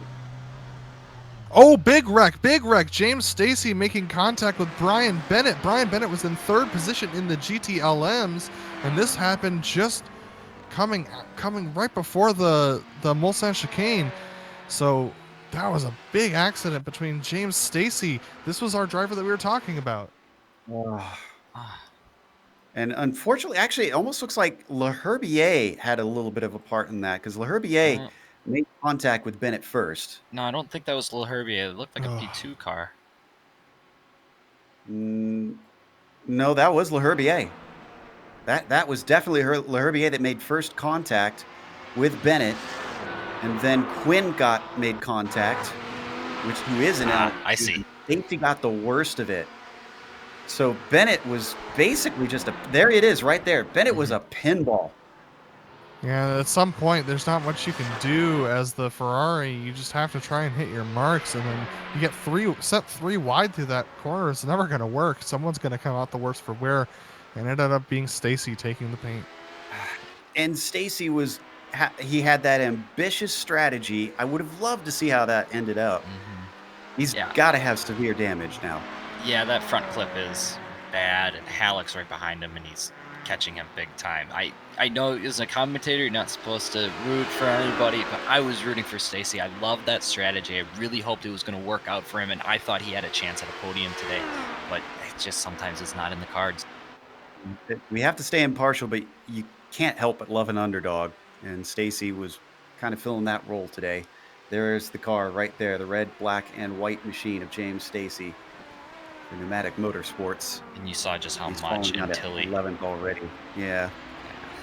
That was Okay, Morrison that fell off there a second. Sorry, go ahead. I do want to draw our attention back up to the lead in the in the LMP2 class one more time, because we've been seeing Justin Richardson falling back a little bit from Travis Worling. Now remember that Richardson went one lap more than Travis Worling did on the last set of stops, so he's going to have a little bit less fuel to put into the tank for their final fill up going towards the end of the race. And also he went one lap longer than anybody else the stop beforehand. So he might actually not have that much of a disadvantage here. And if he's continuing to save fuel, he might be able to gain even a couple seconds in pit lane. Speaking of pit lane, Wade Hayes is now in his stall. He should be good to go from here. The 33 getting his last splash and dash. Then he'll be on his way. And there he goes. It looks like our leaders in our LMP1 classes have started to come in as well. Steve Driscoll came in last lap, Vincent Leherbier, and now it's David Hall into the pits. David Hall down to his pit box, and he hits it nicely. Boy, there is such a wide spread in our LMP1s. Espidy's only just now making pit entry. Oh, Espedy actually overshot the pit entry a little bit. Hopefully he doesn't get a penalty for that. A little bit of car marriage we see right there. David Hall pulling out from his pit stop. He's going to get back onto track, and I believe he's going to retain third place. I hadn't heard that term before. Sorry.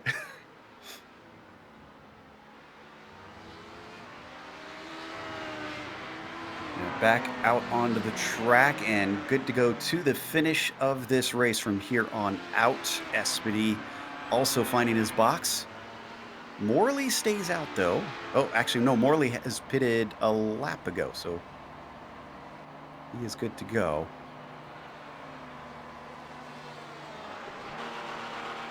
I know we've talked a lot about this LMP2 field, but I can't help but think that the way Richardson, I feel like he's still falling back.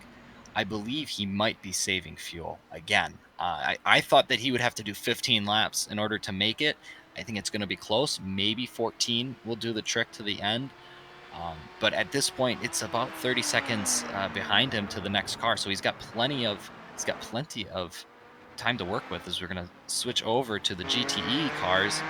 Waring and Bennett. There was a lot of damage on Brian Bennett's car. Remember, Bennett got hit around. He was the one that we saw just smacked by various prototypes. So he's probably lacking a little bit of pace right now, and he really doesn't want to come in for another pit stop. And ahead of them, Mark Torres is yet again closing that gap. It's 1.7 seconds between first and second place. And here we thought Christian might have been free and clear, but Mark Torres proving us otherwise in that Ferrari, trying to put the pressure on Christian Challoner rather. Christian Eisler having had that unfortunate moment at the beginning of the race that set him back to 6th position. But Christian Challoner, that gap is down underneath 1.5, so Torres still gaining. Here's the wild thing that I hadn't noticed before, because we were talking about Challoner and Driscoll both winning potentially.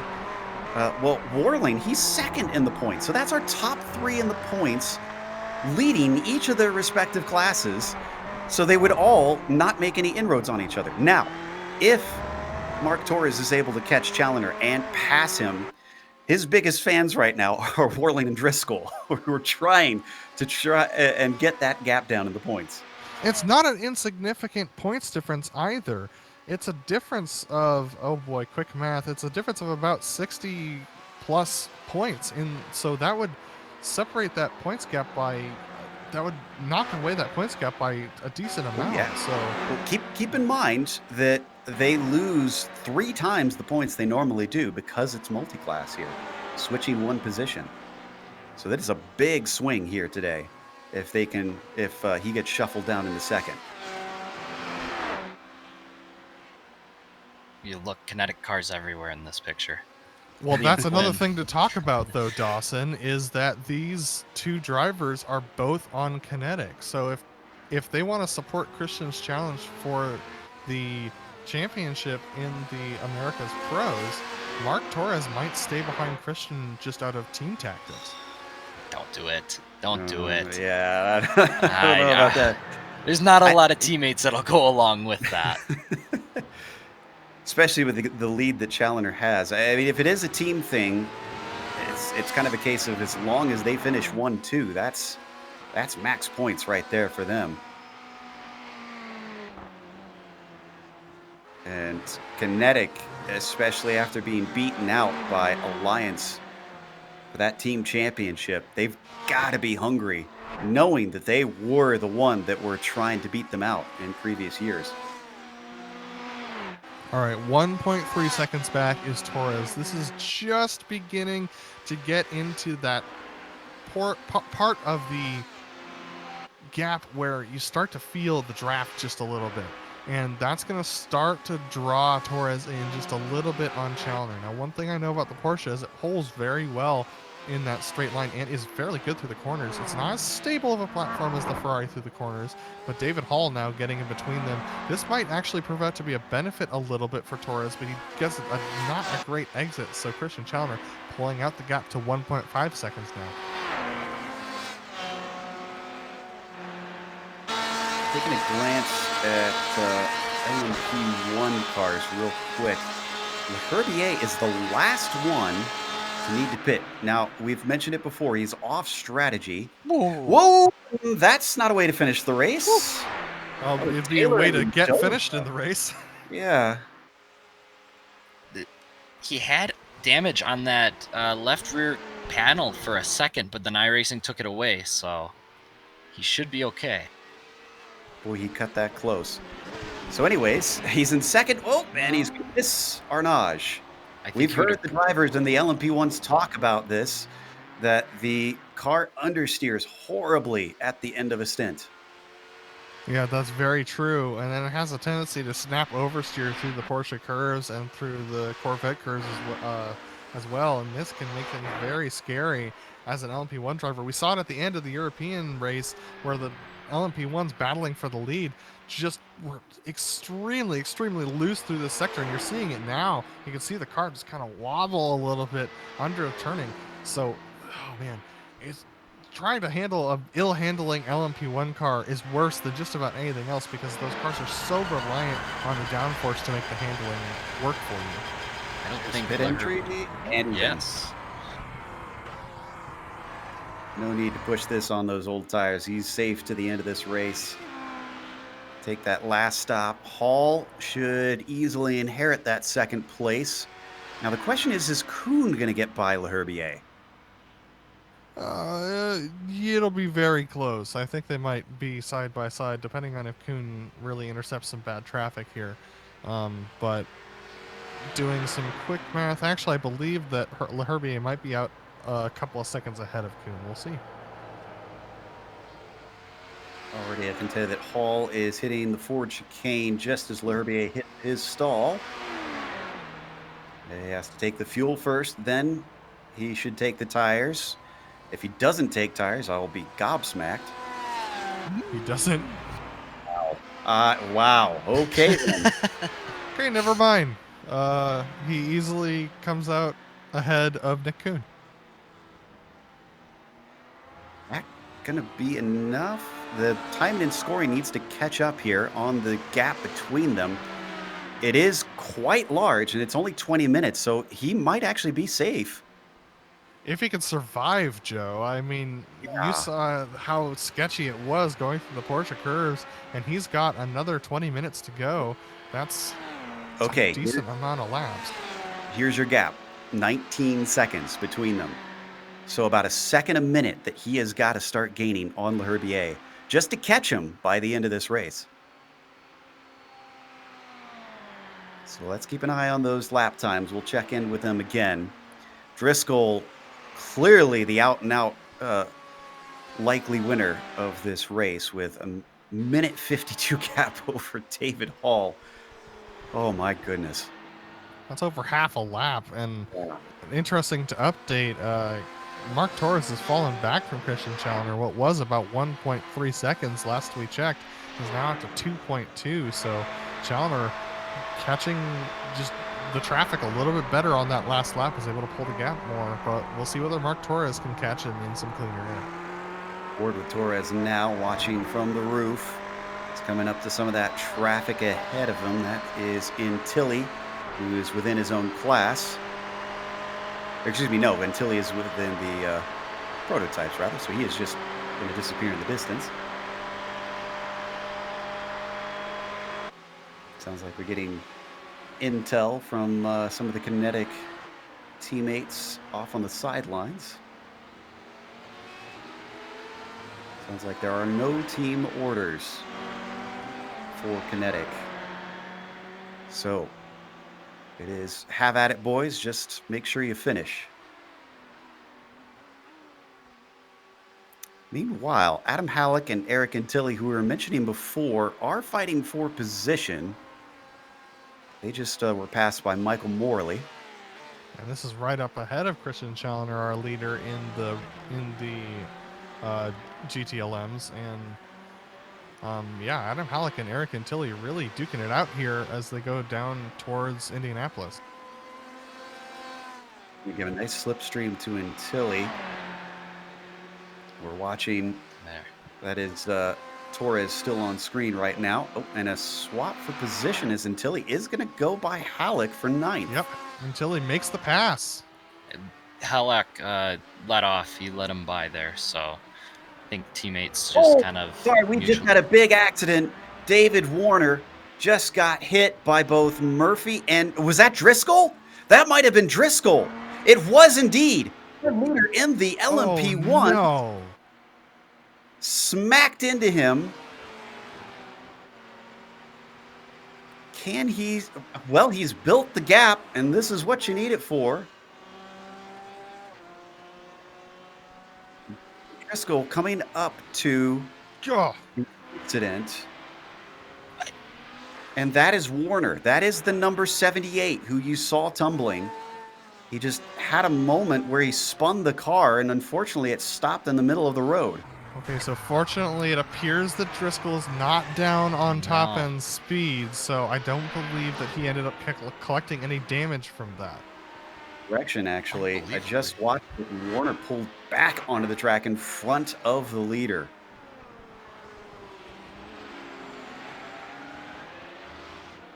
Wow, I mean, that was a huge shot. You saw that. You saw the other car go flying through the air. That's typically automatically the clip.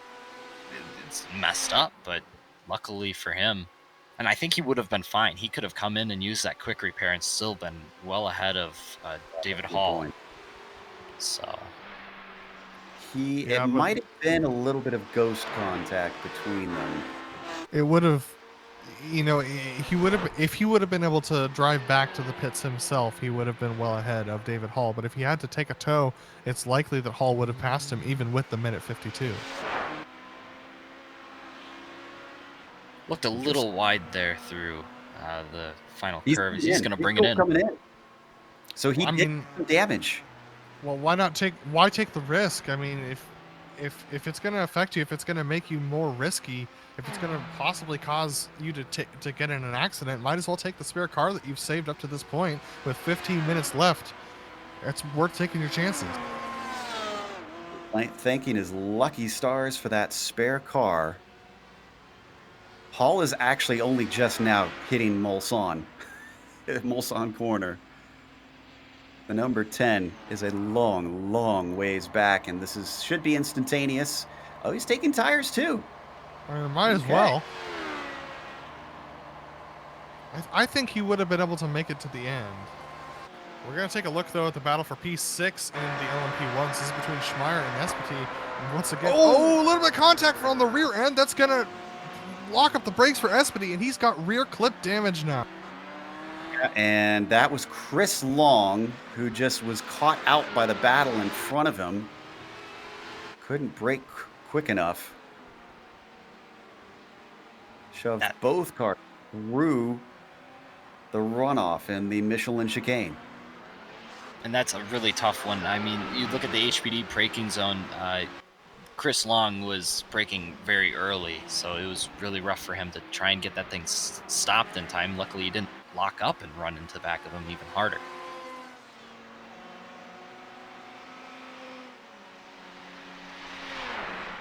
All right, so you know that gap between Christian Challenger and Mark Torres that was at 2.2 seconds. It keeps fluctuating because now Torres is within a second of Christian Challenger for the lead of the GTLMs. This is the closest anyone has gotten to Challenger ever since he passed for the lead. Torres on a charge here in the last 15 minutes. And I have to imagine he's got to be aware that this is going to hurt things for Challenger in the championship hunt. So how loyal is he to the team? Does he want to try and take that victory? They come up to Arnage here. He is within striking distance now. If he gets a good run, he could try and attack. This wouldn't be where I would choose to do it necessarily, but if he can hang on to the back of Christian all the way up towards, oh man, it's close though, all the way up towards a long straight past the first sector, I think he's going to have a good opportunity to try and get by Challenger. But just watching Challenger's car to see whether or not it's behaving badly, looks like he's got it underneath him. So I think Torres is just a little bit of looseness there through the Corvette corner there. So Challenger maybe getting a little bit, new trademark Porsche looseness in there, but Mark Torres definitely still gaining. Yeah, and I'm thinking Torres is going to want to set up his pass for the straights, but I mean, this Porsche, if you've ever driven it, you realize how good it is on the brakes. It's very easy to go a lot deeper than some of these other GTE cars, so we'll see if they get the opportunity to go side by side if Challenger tries to stick it in deep or just gives the position to the teammate. Down to the Dunlop chicane once again. 12 minutes to go. These cars run just under 4 minutes. It'll depend on where the overall leader is, but we're looking at 4 to 5 laps left to go.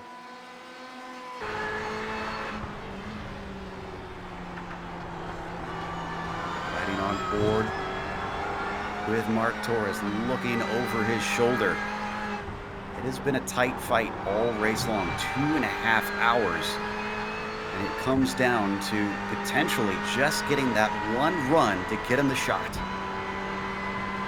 Remember that our LMP2s still have yet to make their final stops. Actually, Travis Warling is in from the lead of the LMP2s now. So these final splash and dashes are starting to happen for the LMP2s as we watch the battle for the lead in the GTLMs for what is almost the first time today. And stays out. So he's able to go that one extra lap that he's been doing for quite a while as we keep the cameras on the battle for the lead here in GTLM. Coming out of the second chicane now. Excuse me, out of the Forza chicane. That was the first one. Torres just is not pulling quite enough, and I think that's that difference, the difference between the cars that you were talking about, Dawson. In order to make this work, he would have to really send it deep, and he's not going to want to do that on a teammate or, frankly, just another competitor. But Christian Challenger just pulling away just a little bit on every exit. He manages to keep the car underneath him. This is the best run that Torres has had, but it's on the shortest straight here, so let's see how he handles it. Yeah, Torres' car looked great through the bus stop, and I think that's just what he's going to have to do to try and set up a pass, is get a good run through a corner. I think this Ferrari a little bit better through those bus stops. Maybe a little peak, but not going to do it. By the way, guys, Vincent Leherbier is within a second behind David Hall. Was he that close after his last pit stop? Not that I remember. Yeah. I'm trying to look at the lap times, and it doesn't look like it's been anything outrageously slow, or there's no mistakes that I'm seeing from David Hall. Leherbier on old tires is running him down. Well, Herbie is definitely pushing pretty hard. Let's see how much deployment each of them gives here as we get onto the straight. Looks like about equal. Herbie is going to give a little bit more to try and catch up on that draft. David Hall's going to have a little bit more for a different part of the track, but The Herbier proving me wrong about not taking tires on that final pit stop here. Me too. I thought, especially the way it was driving on that last lap, that it would just be a monster to drive. But apparently, he's got it under control as that 27 keeps it now to within half a second of David Hall down the Mulsanne. And he's got 10 minutes to try and make this pass. Plenty of time. That's better than P3 is P2. That silver is definitely a more appealing than bronze when it comes to these races. And Leherbier definitely proving that he's hungry for that second position. He's going to try and take it from Hall here. He's really stretching the life of those tires to their absolute limit. David Hall is as well. So we've got two battles for top spots with 10 minutes left in the race, less than 10 minutes left in the race. One is for P2 here that we see on screen in the LMP1s, and then one is for the lead in the GTLMs. Now, that gap has actually gone up a little bit back between Challenger and Torres. We don't need to go back to it, but Torres up to 1.3. I think the traffic is not helping him there. Yep, I've been watching it. It was just a little bit of P2 and P1 traffic that kind of left Torres out.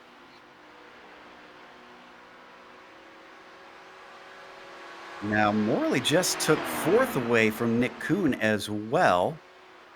Richardson's staying out. Wow, for another lap. That's our LMP2 leader at the moment. Richardson staying out for one more lap as we see these LMP1s still battling with each other here. Okay, so a 30-second gap right now between Richardson and Warling. He's on lap 12. Now, there's no way. I mean, it would have to be over 40, over 40 seconds in order for Richardson to inherit the lead. So Warling is doing exactly what he needs to. I'm just wondering if the number of laps work out right. If the leaders go by them in time, could he maybe lift and coast to get to the end? I do not think so, because if he stays out another time, that'll be 14, and he hasn't gone 14 all day. Guys, Leherbier is in. Leherbier is in the pits. Did he have an accident? Ooh, that's got he damage did. on Oh, no. This one was his own doing. Ugh. We wondered about those old tires. It was into Indianapolis. No, it wasn't his own doing. No, he got into the back of Hall. It was he almost destroyed Hall as well. This could have been much worse. That's the back end of the wreck that we're seeing right there. But Leherbier in that 27, you're going to see it right here. Yeah, just went off. He was looking at a second place finish in that one little slip up with just a couple laps to go. Means that not only is he off the podium, he is essentially probably going to finish dead last in his class, as William Fletcher is going to be able to go by here pretty soon. Wow. We've the talked heartbreak of Le Mans illustrated right there. Yeah, we've talked about how hard that corner is and how easy it is to just mess up. But we're going to check in here on our GTE leaders as they're about to go through Indy. Torres with a great run on Challenger this time. Yeah, he's closed in quite a bit. Not close enough to do something dangerous into here, though. And they do have Steve Driscoll in behind them. This is the leader of the race. Steve will be going by them, and then it will be just under 5 minutes to go when he reaches the line. So that should give them 2 more laps of racing, at least, once they get passed by Steve Driscoll here. And there goes Driscoll right now. He's going to catch them at a good spot so he doesn't have to interrupt things on the run up to the Porsche curves.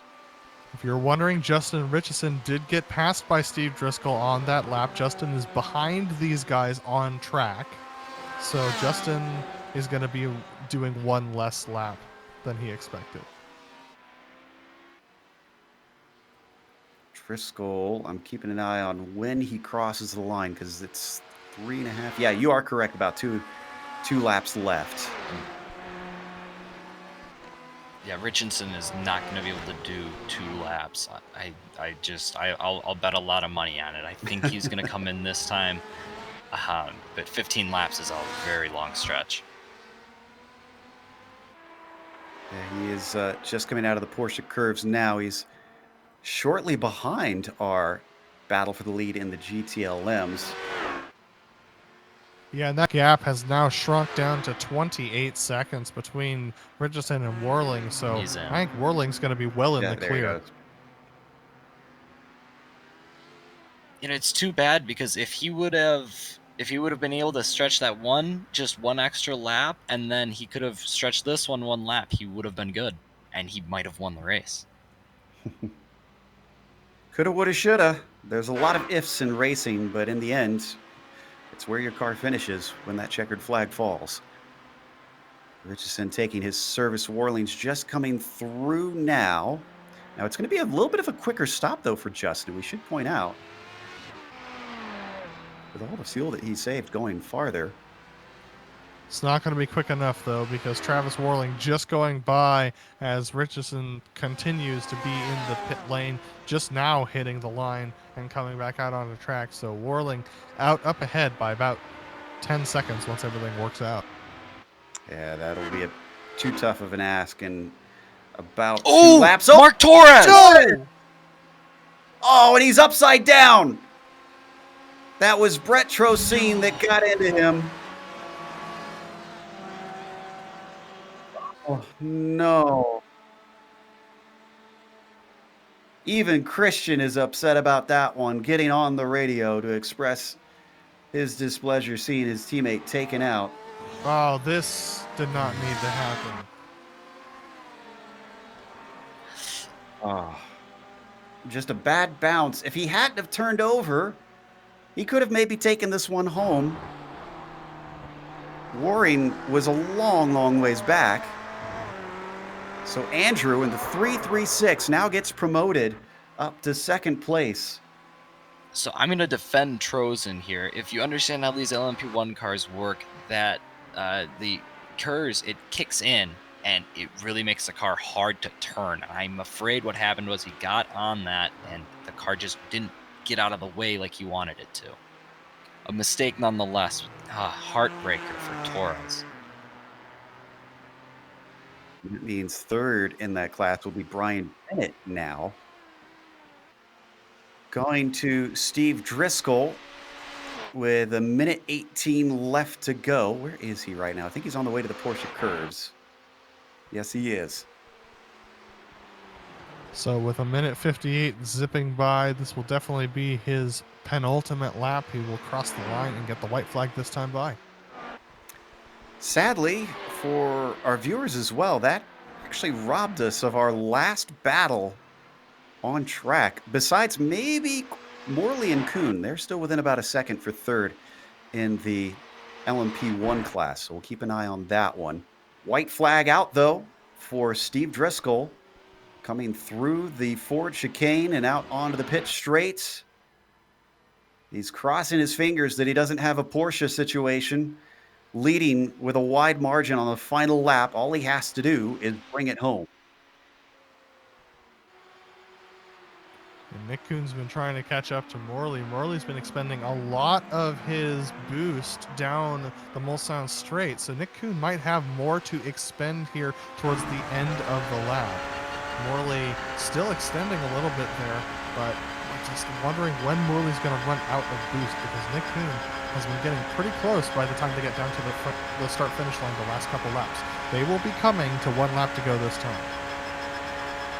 Both Porsches, too, so they both are able to regenerate that energy in the same fashion. All is down to how you decide to deploy it, or it could be, a mistake like that. Morley goes wide, and Renage avoids the wall, but Kuhn easily now into third place, and unless he makes a mistake, Morley does not look nearly close enough to try and retake that spot back.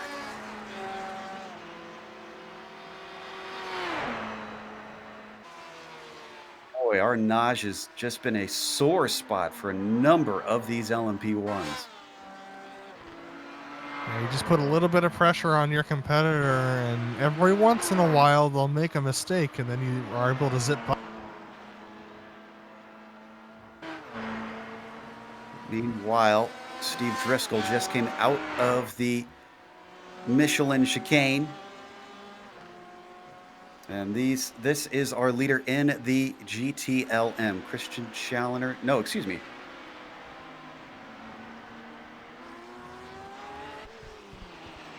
Now we've got Driscoll on screen. There we go, through Mulsanne corner.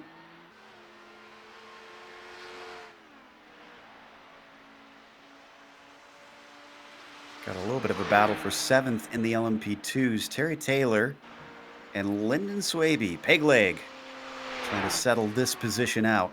Still points to be earned here. Pride as well. Yeah, they'll be entering their final lap as well as they come through the Corvette corner here. And Lyndon Swaby, remember, he's recovering from that big accident that we saw towards the beginning of this race. He's up to 8th position in class, and that's not insignificant. And there goes Terry Taylor into the pits, so Lyndon Swaby will be released and take 7th position away, but he still has yet to pit for his final time, so he might actually be able to stretch this one because of that early pit stop. There's not enough fuel. Meanwhile, Steve Driscoll, after a victory earlier this season, he's been looking for another one to see if he can regain something on Christian Challenger. And though it may not give him an advantage in points, this first place will feel good, no doubt, for this number 51. Driscoll didn't even get into the top 6 for the hyperpole. Started from 7th. Weighted his cards towards making sure he had the race pace, the race setup, and it's paid off handsomely as he is going to take the victory here in the 2.4 hours of Le Mans for the majors. What a strong performance from him. After he came into the pit stop for that repair, he dropped it down to a minute ahead of David Hall, was able to pull out to 1:24 before passing the line. Impressive stuff. Well, next up is going to be Christian Challenger, heading towards the Porsche curves. He had to sweat it a little bit. His teammate was keeping him honest. We'll never know, maybe, whether or not he would have tried to or could have attacked and gotten by him. Christian, though, is looking at victory number 6 right here. Incredible stuff as he comes out of karting, down through Maison Blanche, and up into the Ford chicanes. Another driver that did not take part in the hyperpole.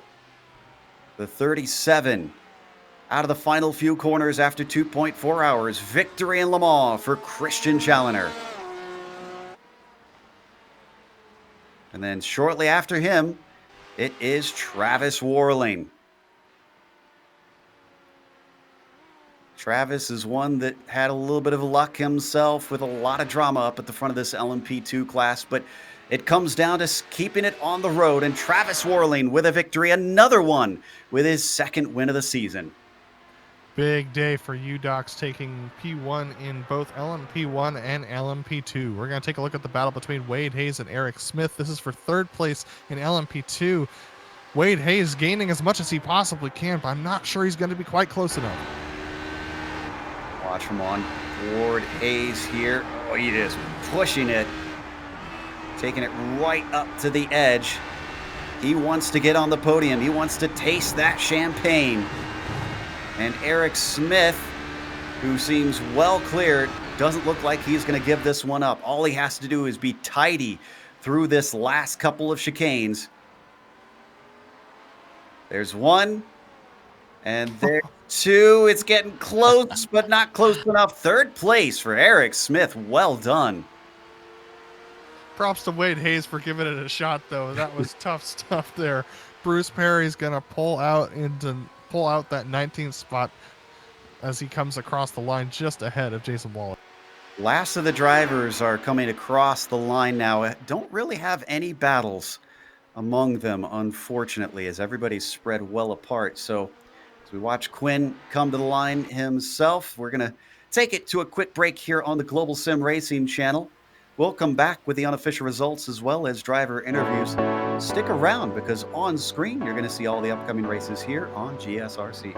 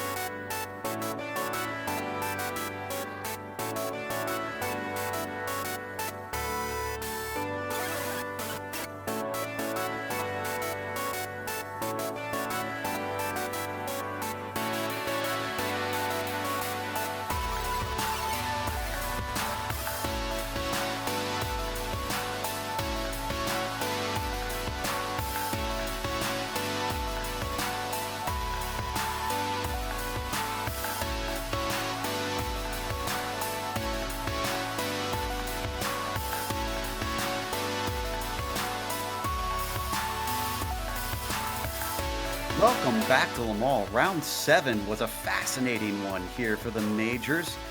The 2.4 hours of Le Mans was all about strategy, just like the real thing. But for Steve Driscoll, it was a bit of a walk, although he had some scary moments at the end.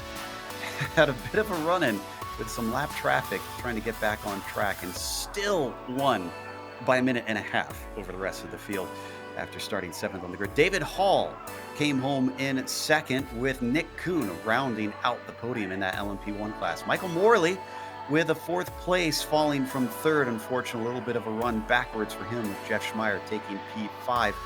Austin Espedy was able to get 6th, and Kyle Murphy was 7th. Poor Brett Trocine caught the ire of the Kinetic team after having a run-in, being the first car lap down with them. He finished 8th, and William Fletcher was the last one to finish in that class of LMP1s, coming home in 9th. Adam?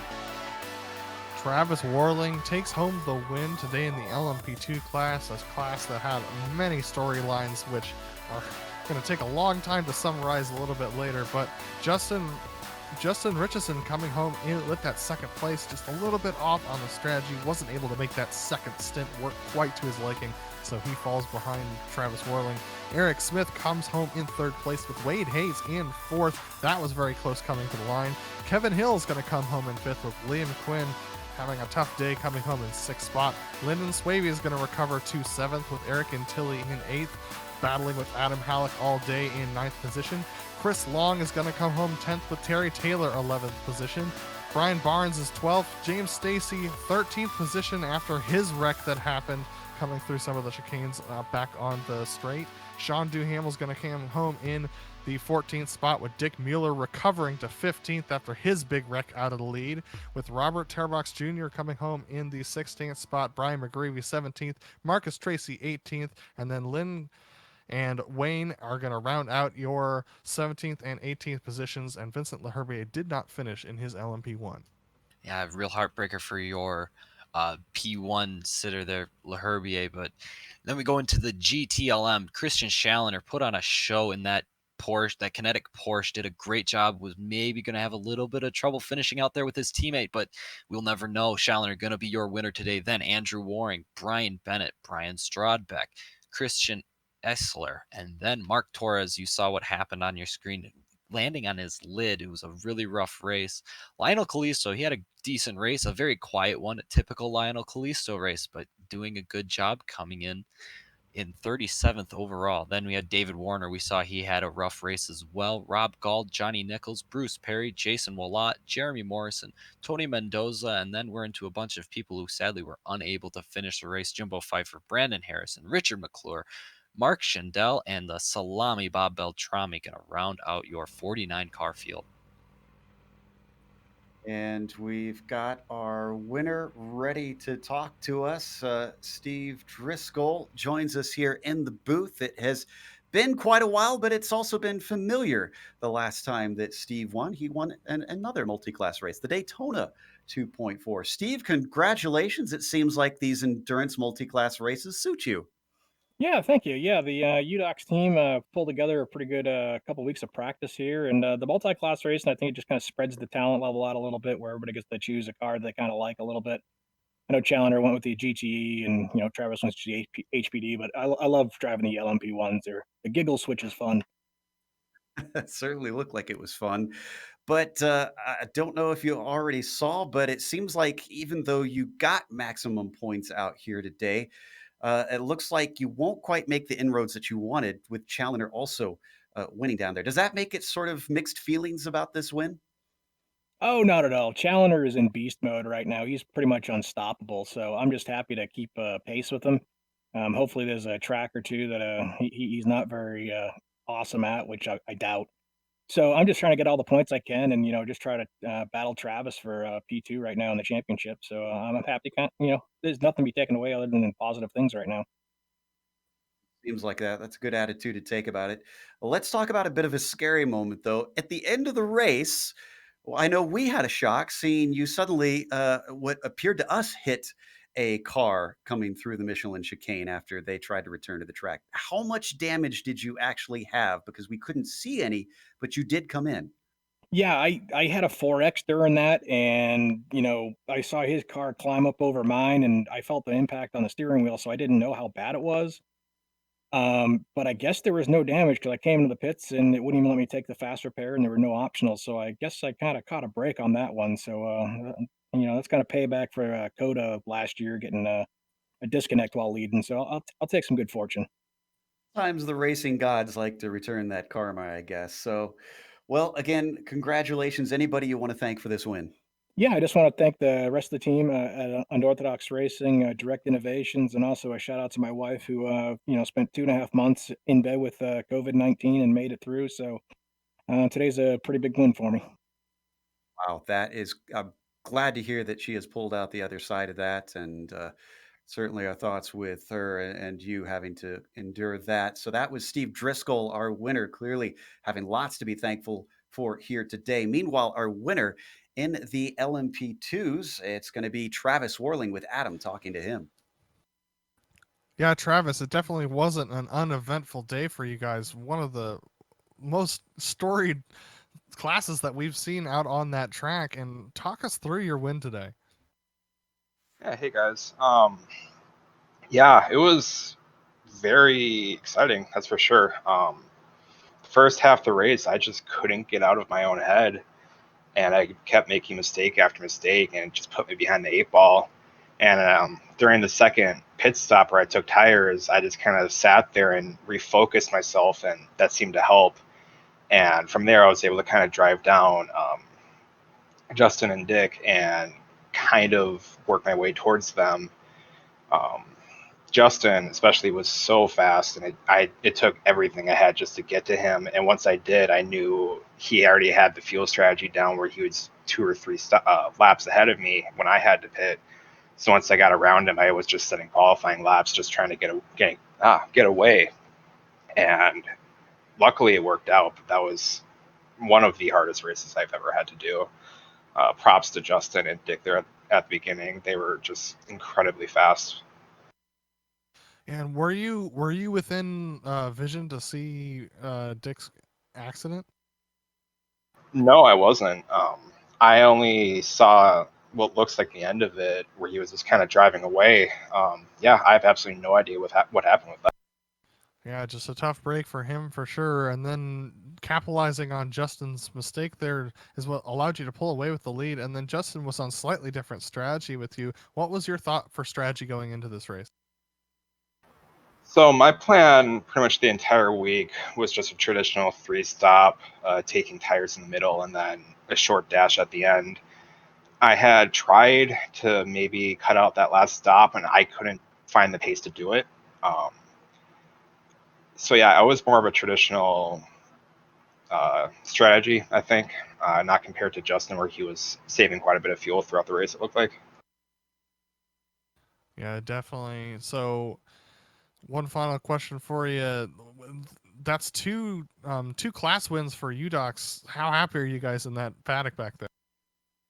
Oh, we're thrilled. This is exactly what we needed in our season. Our team really isn't a oval team. So now that we're kind of through the oval part of the season and we've survived for the most part, we're really excited for this race on where we can actually show our strengths. And this was definitely a very good start for that. All right. Well, is there anyone else you want to thank today? Yeah, I especially need to thank the team. They've been amazing this past week. Simability has been very, very helpful with everything they've done for us and their support. Um, Without their support, I actually wouldn't have been able to do as much of the practice as I would have been able to do for this race. So I have to really thank them, the majors, especially, and definitely you guys for everything you guys do. All right. Well, thanks for talking to us, Travis, and we look forward to seeing you in the rounds to come. Yeah, see you guys later. All right. That was Travis Warling, our winner in the LMP2s, and it looks like Dawson Brock has caught up with Kristen Challoner, our winner in the GTLMs. Yeah, our winner, GTLM, that Kinetic Porsche did a great job today. We thought maybe we were going to see a battle at the end, but for the most part, a very, very commanding win today for you. Um, yeah, I think the results sheet kind of shows that, but it definitely didn't feel like that. And to be honest, I don't really think it was going to be that way. The first run, I think, definitely don't like to say it, but I definitely think I did a good job. I avoided the mayhem at the beginning, and yeah, obviously built pretty big lead over Mark, who looked like he just struggled a little bit that first run. But realistically, the second and third runs of the race, Mark was way, way, way quicker than I was. He completely ran me down that second run, and the third run he was right behind me, and obviously he's my kinetic teammate, and we had a discussion. We laid down some ground rules in terms of where we felt like passes should and shouldn't be completed. We had an agreement that neither of us were going to try and pass each other in the middle of the Porsche curves or into Indianapolis, and yeah, we were set for a pretty good showdown there, and unfortunately it didn't happen, and yeah, it kind of makes the winning that just feel a bit lame, if I'm honest, because Yeah. obviously we had a big advantage over everybody else, and that was really cool. But I kind of really feel like Mark was probably going to pass me, and at the very least we were going to have a battle. And unfortunately, through, in my opinion, no fault of his own, he was removed from that fight. Yeah, it was heartbreaking. It kind of killed us. We really wanted to see that battle come down because we know how good you two are. And it would have been really nice to see that just to kind of finish off. But, we'll never know who would have won that. So you'll have to take it into the next round or something to settle. Well, we're gonna pair up for the iRacing 24 hours somewhere in France that may or may not be official Le Mans in 2 weeks' time. So that should be pretty good. And at least for that, we got some good practice in. Yeah, looks like we're pretty equal pace in the GT class. So that should be pretty good. But yeah, just obviously sucks for him. I know points wise he's not really looking at that too much, but definitely a race win, it would have been cool for him. And I think at the very least he deserved to finish the race not on his lid. All right, so you're going in. We got in a couple weeks here. We're going to be going to Road America in the IndyCar. You feeling pretty confident there too in the IndyCar around a road course? If I'm honest, no, not really. Something I've always struggled with on iRacing is high power, high downforce single seat cars, especially on road courses. Obviously, Indianapolis is a pretty different deal. It's much similar to what I'm used to in terms of the oval side of things. So I was pretty competitive there. Obviously, didn't get the result I wanted, but the pace was there. Whereas when it comes to road courses, it's a totally different deal. It's never something I've been particularly good at, and quite strangely, Road America is a track where I enjoy driving the track, but I seem to struggle to extract pace from it. So I'm really expecting absolutely nothing when we go there. And really, the goal of this first half of the season has been to build as many points as I can in the rounds using cars and tracks that I'm very familiar with, and I feel like for the most part I've done a good job at that. So now it's really just a case of hanging on until we get back to, say, the Lotus 49 at Watkins Glen, the V8 Supercar, those kind of races, and really just kind of make it through these high power, high downforce cars. All right. Well, thanks for stopping by. You want to thank anybody before you take off? Yeah, I'd like to give a big shout out to all the Kinetic guys. I know they always do a lot of prep for Le Mans, and this time I think there's no exception. Had some good results in the other regions, so they've obviously had a pretty good weekend. Obviously didn't quite get the correct amount of points for the GT class, but hey, never mind there. And yeah, just shout out to you guys for broadcasting it. I know you've obviously done pretty long event. It's been a fairly long weekend as well, and the Mike for organizing the league. It's a good league, and yeah, I'm glad to be part of it. Awesome. Thanks for stopping by. It's Christian Schallner, your P1 position finisher in GTLM, Joe. And the last one we're going to talk to here is second place in LMP1, David Hall. Had a little bit of luck come his way, but we talked about it all day, David, that it seemed to be a matter of keeping it on the track and keeping it pointed forward, minimizing mistakes. You weren't mistake-free, but how did it feel from inside the cockpit? How would you assess your race today? I felt pretty early on like I was having a lot of bad luck, actually, because every time I would just catch lap traffic at the worst time. And then, yes, I did. I had a couple of small mistakes, but kept the car clean, and then survived on other people's major mistakes. So it was an exciting finish. I knew I had one of the stronger cars, but Steve and Vincent early on were in their own zip code, and then I guess Vincent had some trouble. He unfortunately found it a couple times out there. Considering the gap between yourself and Steve, does it kind of feel like a win knowing the distance that was between you and the fastest guys? Uh, Catching or being able to hold off Vincent, even though he had trouble, and the other guys that were running close to me earlier, that felt like a victory, not a win. If you could, if you want to play different words, but you could call it a moral victory considering this is my highest. I'm a rookie, and this is my highest finish in the majors for sure in top split. That is no mean feat. I can tell you after a lot of years of coverage of this series that it takes a lot of skill to even be on the podium, especially at a race of this caliber. We were talking before about Road America as well. Do you think you'll be back for the IndyCar there at a road course, and do you think you can make top split, pro split again? That's literally the only road course I've run in that car because I did it back when NBC was doing their coverage. I was on that team that they would run with AJ Allmendinger uh, on the NBC Sports Show. So yeah, I'm running every race this. Fun stuff. Well, we look forward to seeing you there, and again, congratulations on a podium here in France. Thank you, thank you. Was David Hall, second place here in the LMP ones. But we've got to close out for today. And as they said, it has been a bit of a long day for us. So we want to thank Mike Willett as well and all of his team of people behind the scenes that help make the majors happen. And also thank you once again for them choosing our charity for today. That is Fight Colorectal Cancer.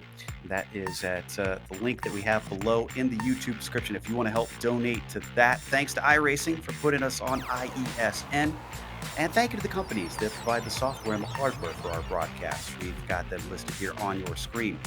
Additional thanks to June Lalonde, who provides our wonderful music to see the screen for Hattigan Holdmore for her great work. And thanks to the team today, Sean, Adam, Dawson, and Dougie. If you'd like to find out more about GSRC, including upcoming races, you can find it at globalsimracingchannel.com.